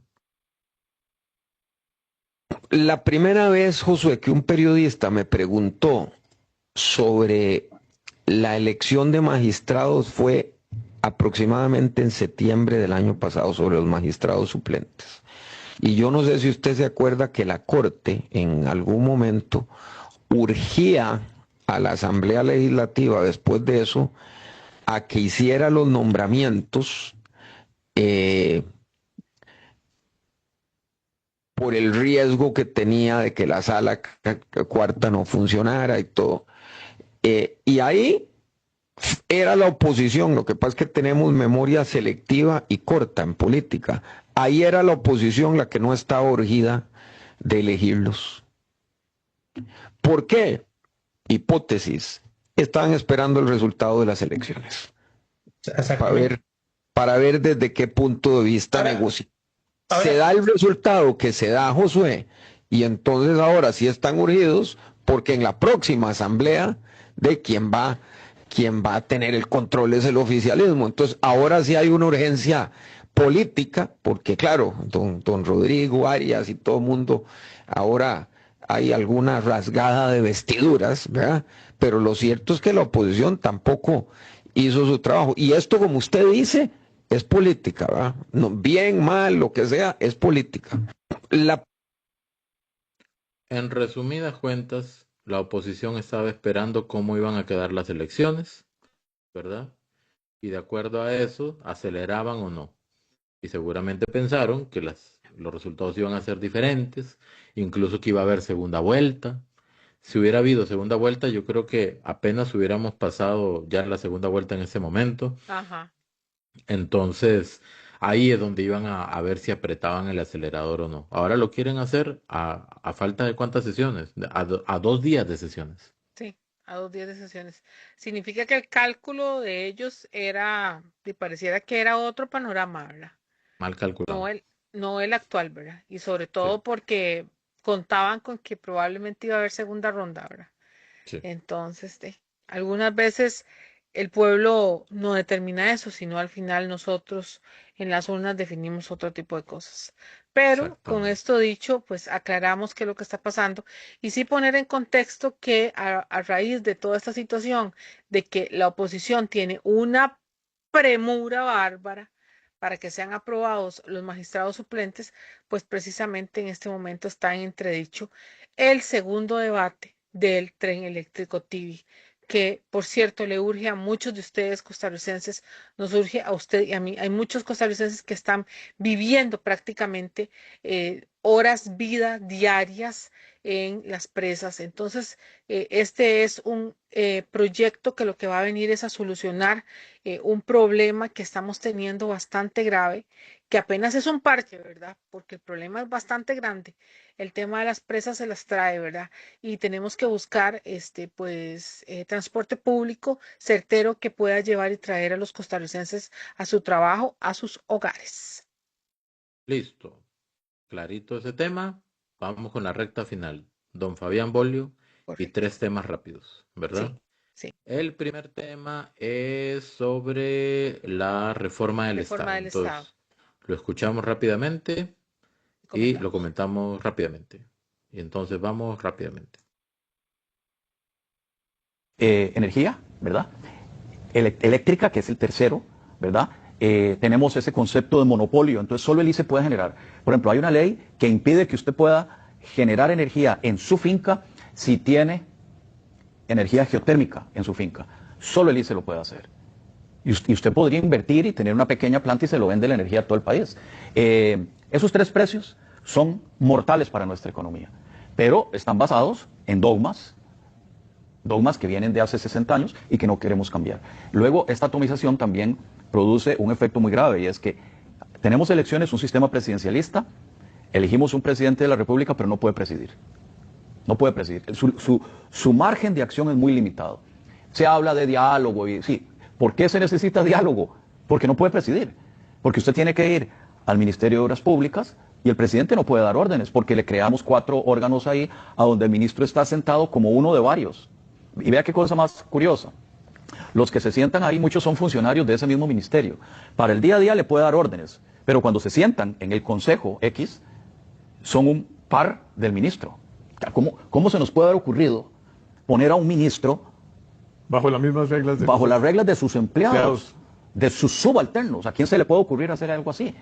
Entonces usted tiene que ir a dialogar para poder cumplir una de las metas del gobierno. Y cuando se plantea la reorganización, que es la supresión de todos estos órganos, aparecen los partidos políticos tradicionales y dicen, no, es que a nosotros nos parece que así deben hacer las cosas. El Ministerio de Cultura, cada uno de los museos es una junta directiva autónoma. Entonces usted tiene el presidente, lo eligió el pueblo, el ministro es su obligado colaborador, pero el ministro no manda, no tiene autoridad, porque hay ambiente. Cada parque es una junta directiva y hay otro consejo y después hay otro consejo. Entonces el ministro del ambiente prácticamente juega sudoku y ¿cómo se llama? Y crucigramas, porque no puede tomar órdenes, no puede girar instrucciones. En cualquier momento lo acusan de tráfico de influencia. Sí, bueno, y esa es otra. Sí, si un ministro se pone muy firme y empieza a girar instrucciones y les dice, usted me va a obedecer, como los otros tienen autoridad, lo acusan y aparecen estos otros personajes que son la Contraloría General de la República, que se deformó, ¿verdad?, de ser una Contraloría de Cuentas, ¿verdad? Ahora es un nuevo poder de la República, que toma decisiones en el día a día. Y le voy a dar una importantísima. Cuando la Contraloría le dijo a la ministra de Educación pasada, usted tiene que presentarme a mí el Plan Nacional sobre Educación. ¿Cómo se le puede ocurrir a una Contraloría de Cuentas, de dineros, que sustituya al presidente de la República y le pida a su ministra, ¿verdad? El presidente le pide a su ministra que le presente un plan de educación, o ya existía cuando ya la nombró, o el presidente no quiere que haya plan de educación, pero esa es su decisión, porque la ministra es la obligada colaboradora del presidente. No, pero entonces la Contraloría le dice, no es el presidente, yo, Contraloría, le pido a usted el Plan Nacional sobre Educación. Pero eso no es todo. Se lo va a calificar, si lo hubiera presentado, le quita párrafos, se le agrega, le dice que esto está mal. Entonces, en realidad el Ministerio de Educación es la Contraloría. Y así vamos, institución por institución, gira órdenes en esas materias, en la materia del día a día, sustituyendo al presidente de la República. Entonces vea las deformaciones del sistema. Por eso tenemos que volver a la ley del año 50 de la Contraloría, que funcionó del 48 al 50 de maravilla, porque era una ley que se concentraba en el cuidado de los fondos públicos, ¿verdad? Sí. Bueno, entonces, ahora, estos partidos políticos consideran, ¿por qué no hay cambios? Porque consideran que en realidad las metas son los medios. Entonces, para cada problema hay una institución. A ver, sí. Vamos a ver si lo resumimos en esto, ¿verdad? Primero que todo, ¿por qué solo el ICE puede producir energía? Porque otros entes privados no pueden producir energía y dinamizamos la producción de energía en el país y eso se podría ayudar a la productividad. Luego, un presidente que no puede presidir, y eso es cierto, o sea, la estructura del Estado está hecha para que la persona que se elija por voto popular tenga un margen muy limitado de maniobrabilidad. Y eso no significa de que se le quiera dar poder absoluto o concentrar poder. No, no es eso. Es que se le den las herramientas reales para que de manera real, coherente, pueda ejercer su cargo. Luego, los ministros que, por ejemplo, dependen del aval de subalternos. Ministros que están amarrados de los subalternos que indica, lo que indica don Fabián Bolio. ¿De qué sirve tener una autoridad? Es como que está Ana Cris, están sus hijos, pero Ana Cris dispone las reglas de la casa de acuerdo a lo que sus hijos le dijeron que debían ser las reglas. No hay chiste en ese sentido, ¿verdad? Y por otro lado, el papel de la Contraloría, que hace la Contraloría pidiendo el plan de educación a la ministra de Educación. Nada que ver. No, o sea, no. ¿Qué? ¿Se lo va a corregir? Eso es co-gobernar. Exacto. La Contraloría tiene que ver que lo que se invierte esté todo conforme a ley. Punto. Bueno, yo creo que lo que hace don Fabián, vean, es un pequeño resumen sobre la reforma del Estado y los puntos que en forma práctica se han visto que no permiten que en realidad la figura de mando que nosotros cedemos cada 4 años a un mandatario del Poder Ejecutivo, que es el que ejecuta, no pueda ejecutar. O sea, valga la redundancia, pero esa es la realidad. Le damos el mando de algo para que ejecute, pero en realidad la ejecución no se puede realizar. ¿Por qué? Porque nos hemos perdido en un sistema burocrático, en un sistema del Estado, que lo que ha hecho son como pequeñas islas, satélites, que no permiten que las cosas se realicen y que trabajan de forma independiente. Por eso me llamaba la atención cuando dijo esto don Fabián. Primero uno pensaba cuando llega Rodrigo Chávez y dice, es que los ministerios tal no se habla. ¿Se acuerda que decía mucho eso en conferencia de prensa? No se hablan. Entonces, él ha tratado que ante esa incompetencia o falta de posibilidad de nosotros como haberle generado al Estado las herramientas para poder llevar a la ejecución de un poder ejecutivo, pues lo ha hecho en forma práctica. ¿Cómo? Con todo este tema de los acuerdos, de liberar todas esas trabas que existían, por ejemplo, en el Ministerio de Comercio, cuando se hizo aquellos estudios referentes, inclusive se tuvo que llamar al Ministerio de Salud, al Ministerio de Comercio, etcétera, etcétera, etcétera, para ver cómo podían colaborar con los diferentes permisos u otros con las pymes. Todo esto para colaborar que la economía se dinamizara. Entonces, en resumidas cuentas, lo que está diciendo don Fabián es que tenemos que volver a eso y por eso es tan necesaria la reforma del Estado costarricense. Y un ejemplo clarísimo son 2 ministerios. Uno es el de Cultura, que son satélites por todo lado.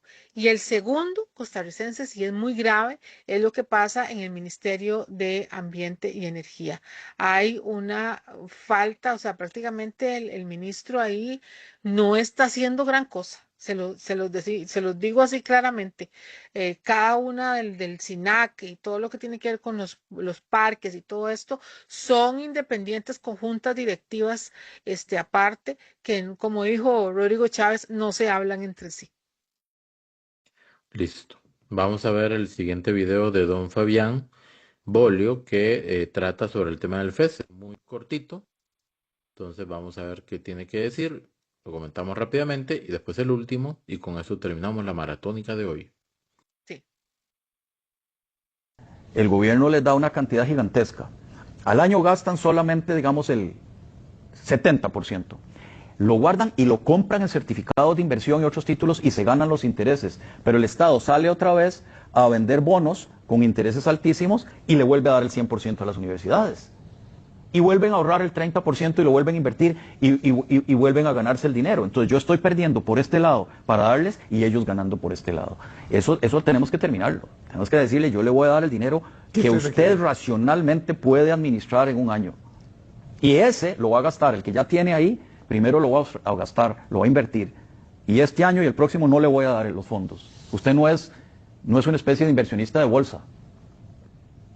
Pero no queremos tomar esas grandes decisiones. Vamos a tener que tomar decisiones. O sea. Este planteamiento de don Fabián, este es uno de los videos que yo veo en el momento que estamos grabando, ¿verdad? Este planteamiento que hace don Fabián, si eso es así tal cual, es un tremendo descaro lo que están haciendo las universidades. Claro. ¿Cuál es el sentido y la razón de que las universidades eventualmente estén invirtiendo el dinero de los costarricenses para tenerlos ahí guardados? ¿Para qué? Yo O sea, siento, ¿esa es Richard, la función de ellos? No. Perdón, mil disculpas, usted pero lo está y diciendo. encima, lo que más me duele es que las autoridades académicas, si esto es así, a sabiendas de que tienen plata de sobra para poder hacer lo que tengan que hacer, Ujú.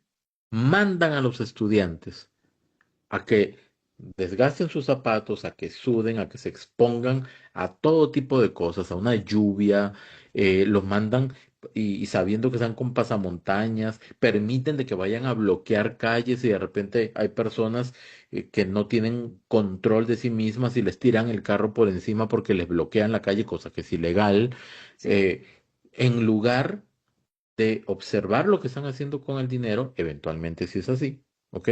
Y sin gestionar ingresos propios que puedan cubrir aquello que necesitan. ¿Para qué tienen que cubrir tanta plata?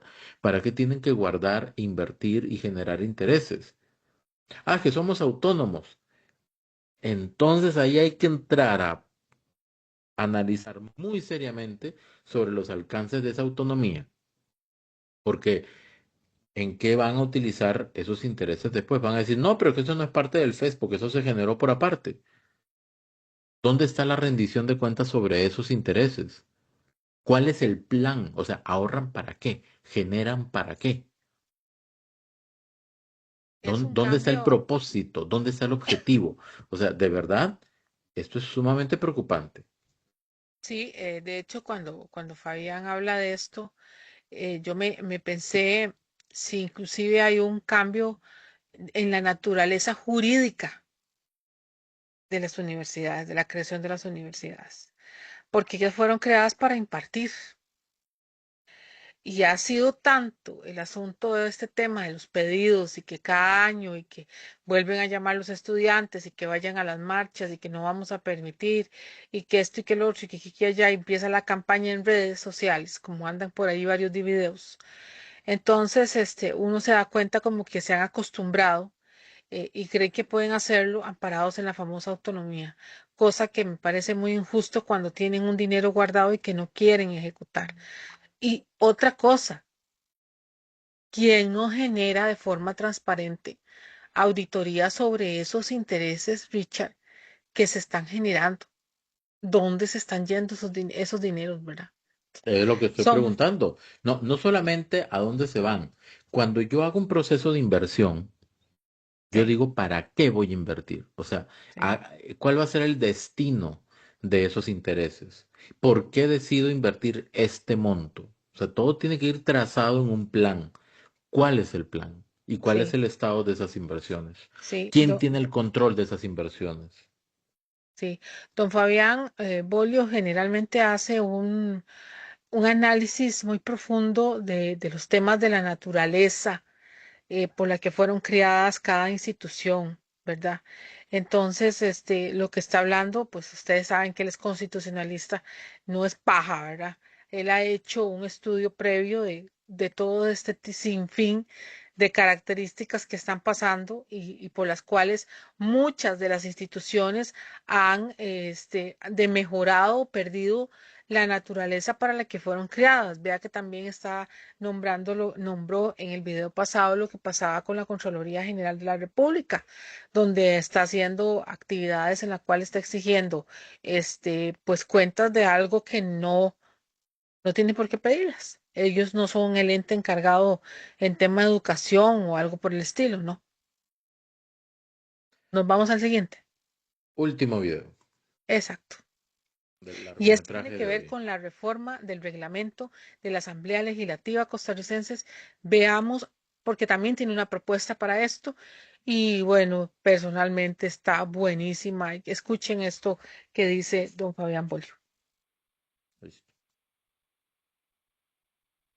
De las 300, 280 son filibusterismo, son comas, gramática, ¿verdad? Semántica, lo que sea, las vamos a desechar. Ah, no, dice la Sala Constitucional. Cada una de las comas que usted pidió que se cambiara tiene que ser votado. Entonces ya está. Pero eso no es todo, era lo que decías vos.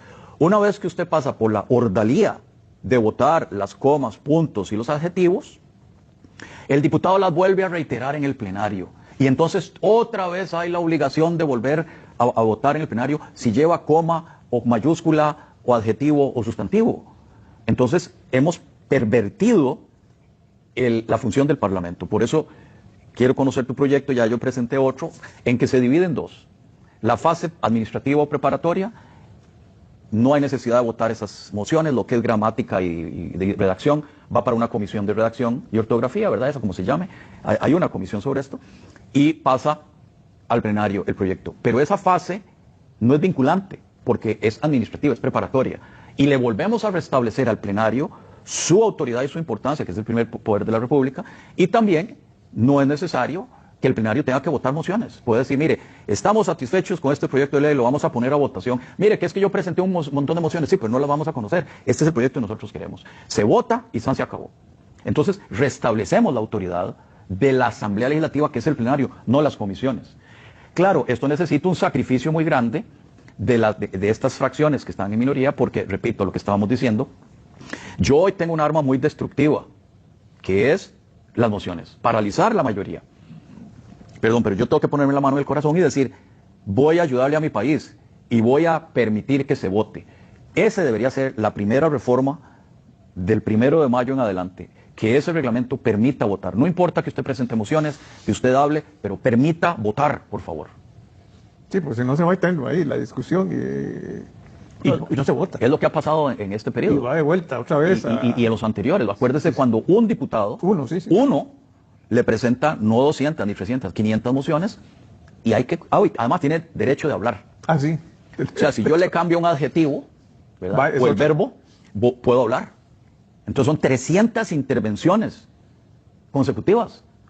Eso no es un funcionamiento racional de una república democrática, ¿verdad? Y entonces sí tenemos un problema, bueno, de concepto en los partidos políticos y tenemos un muy bajo patriotismo para entender que si usted pierde las elecciones, usted tiene derecho de opinar y de hablar y de presentar sus puntos de vista, pero usted tiene que dejar votar. O sea, las elecciones yo las perdí, tengo que entenderlo y tengo que permitir que en un día determinado haya un voto. Sí, bueno, lógicamente. Nuevo, no es reiteración, no es derecho de reiterarla, ya fue desechada.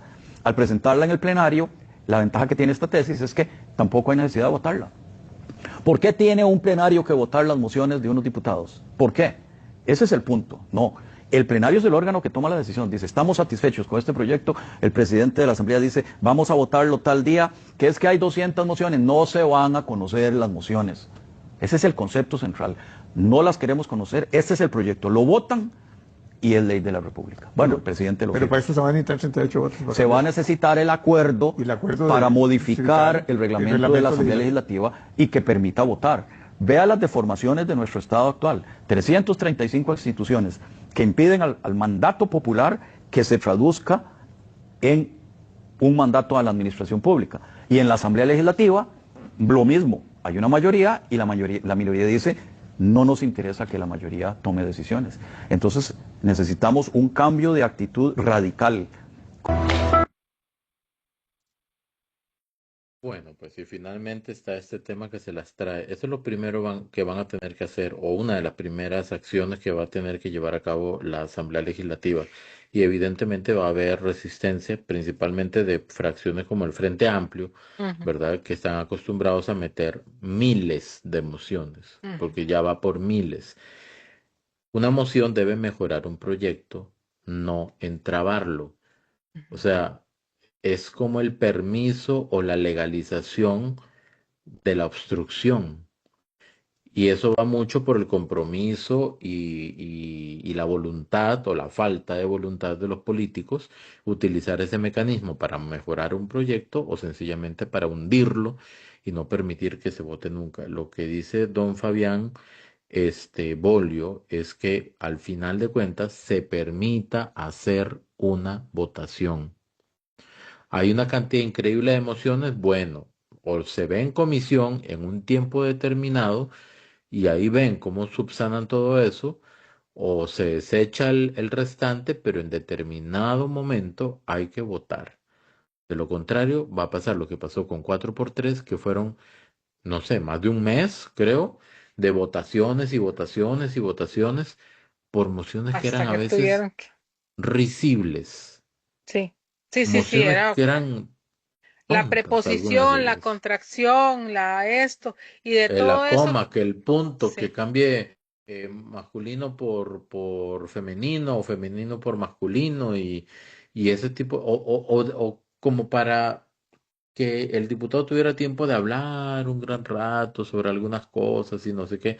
No, o sea, eso es demasiado, eso es una burla, la verdad, es una burla enorme, porque si fuera que uno dice, pues sí, esas mociones son interesantes, están mejorando el proyecto, tiene razón lo que están diciendo, pero cuando uno dice, esto es pérdida de tiempo, es un, no sé, es un tipo de chantaje, es coacción. Bueno, yo creo que ojalá que entrando nomás se busquen las canales para poder aprobar este proyecto que está realmente planteando Fabián Bolio. Dice que este señor que estaba haciendo la entrevista, se me olvida el nombre, no recuerdo. Pero el programa se llama Siglo XXI, por si quieren seguirlo allí en YouTube. Es muy interesante algunas de las entrevistas que pone. Pero ciertamente don Fabián, como les dije, la tiene clara. Este tema del reglamento es una manera de agilizar. Vean que lo que está exponiendo él, precisamente que un diputado se ha utilizado todo ese tema de las mociones para que un solo diputado entrabe completamente el proceso de la Asamblea Legislativa. Entonces, no es justo y además, primero, si hay personas que no reconocen lo que es la pérdida de una campaña electoral y quieren seguir con un tema, ideológico y un proceso, lo que van a hacer es poner mociones, la cantidad que a ustedes se les pueda ocurrir. Y si no ponemos solución con respecto a eso, no vamos a hacer gran cosa. Y recuerden que en esta Asamblea Legislativa la fracción oficialista va a tener 31 diputados, así que también la oposición necesita de la fracción oficialista también. Así que eso también tiene que ser tomado en cuenta. Es correcto. Y bueno, con esto damos por finalizada, ¿verdad? Esta edición de Convergencia, que ya la que 92, 92, 93, correcto. 92. Para la 100 no ¿Qué? tenemos nada planeado. ¿Te Entonces, vas a comer un Whopper?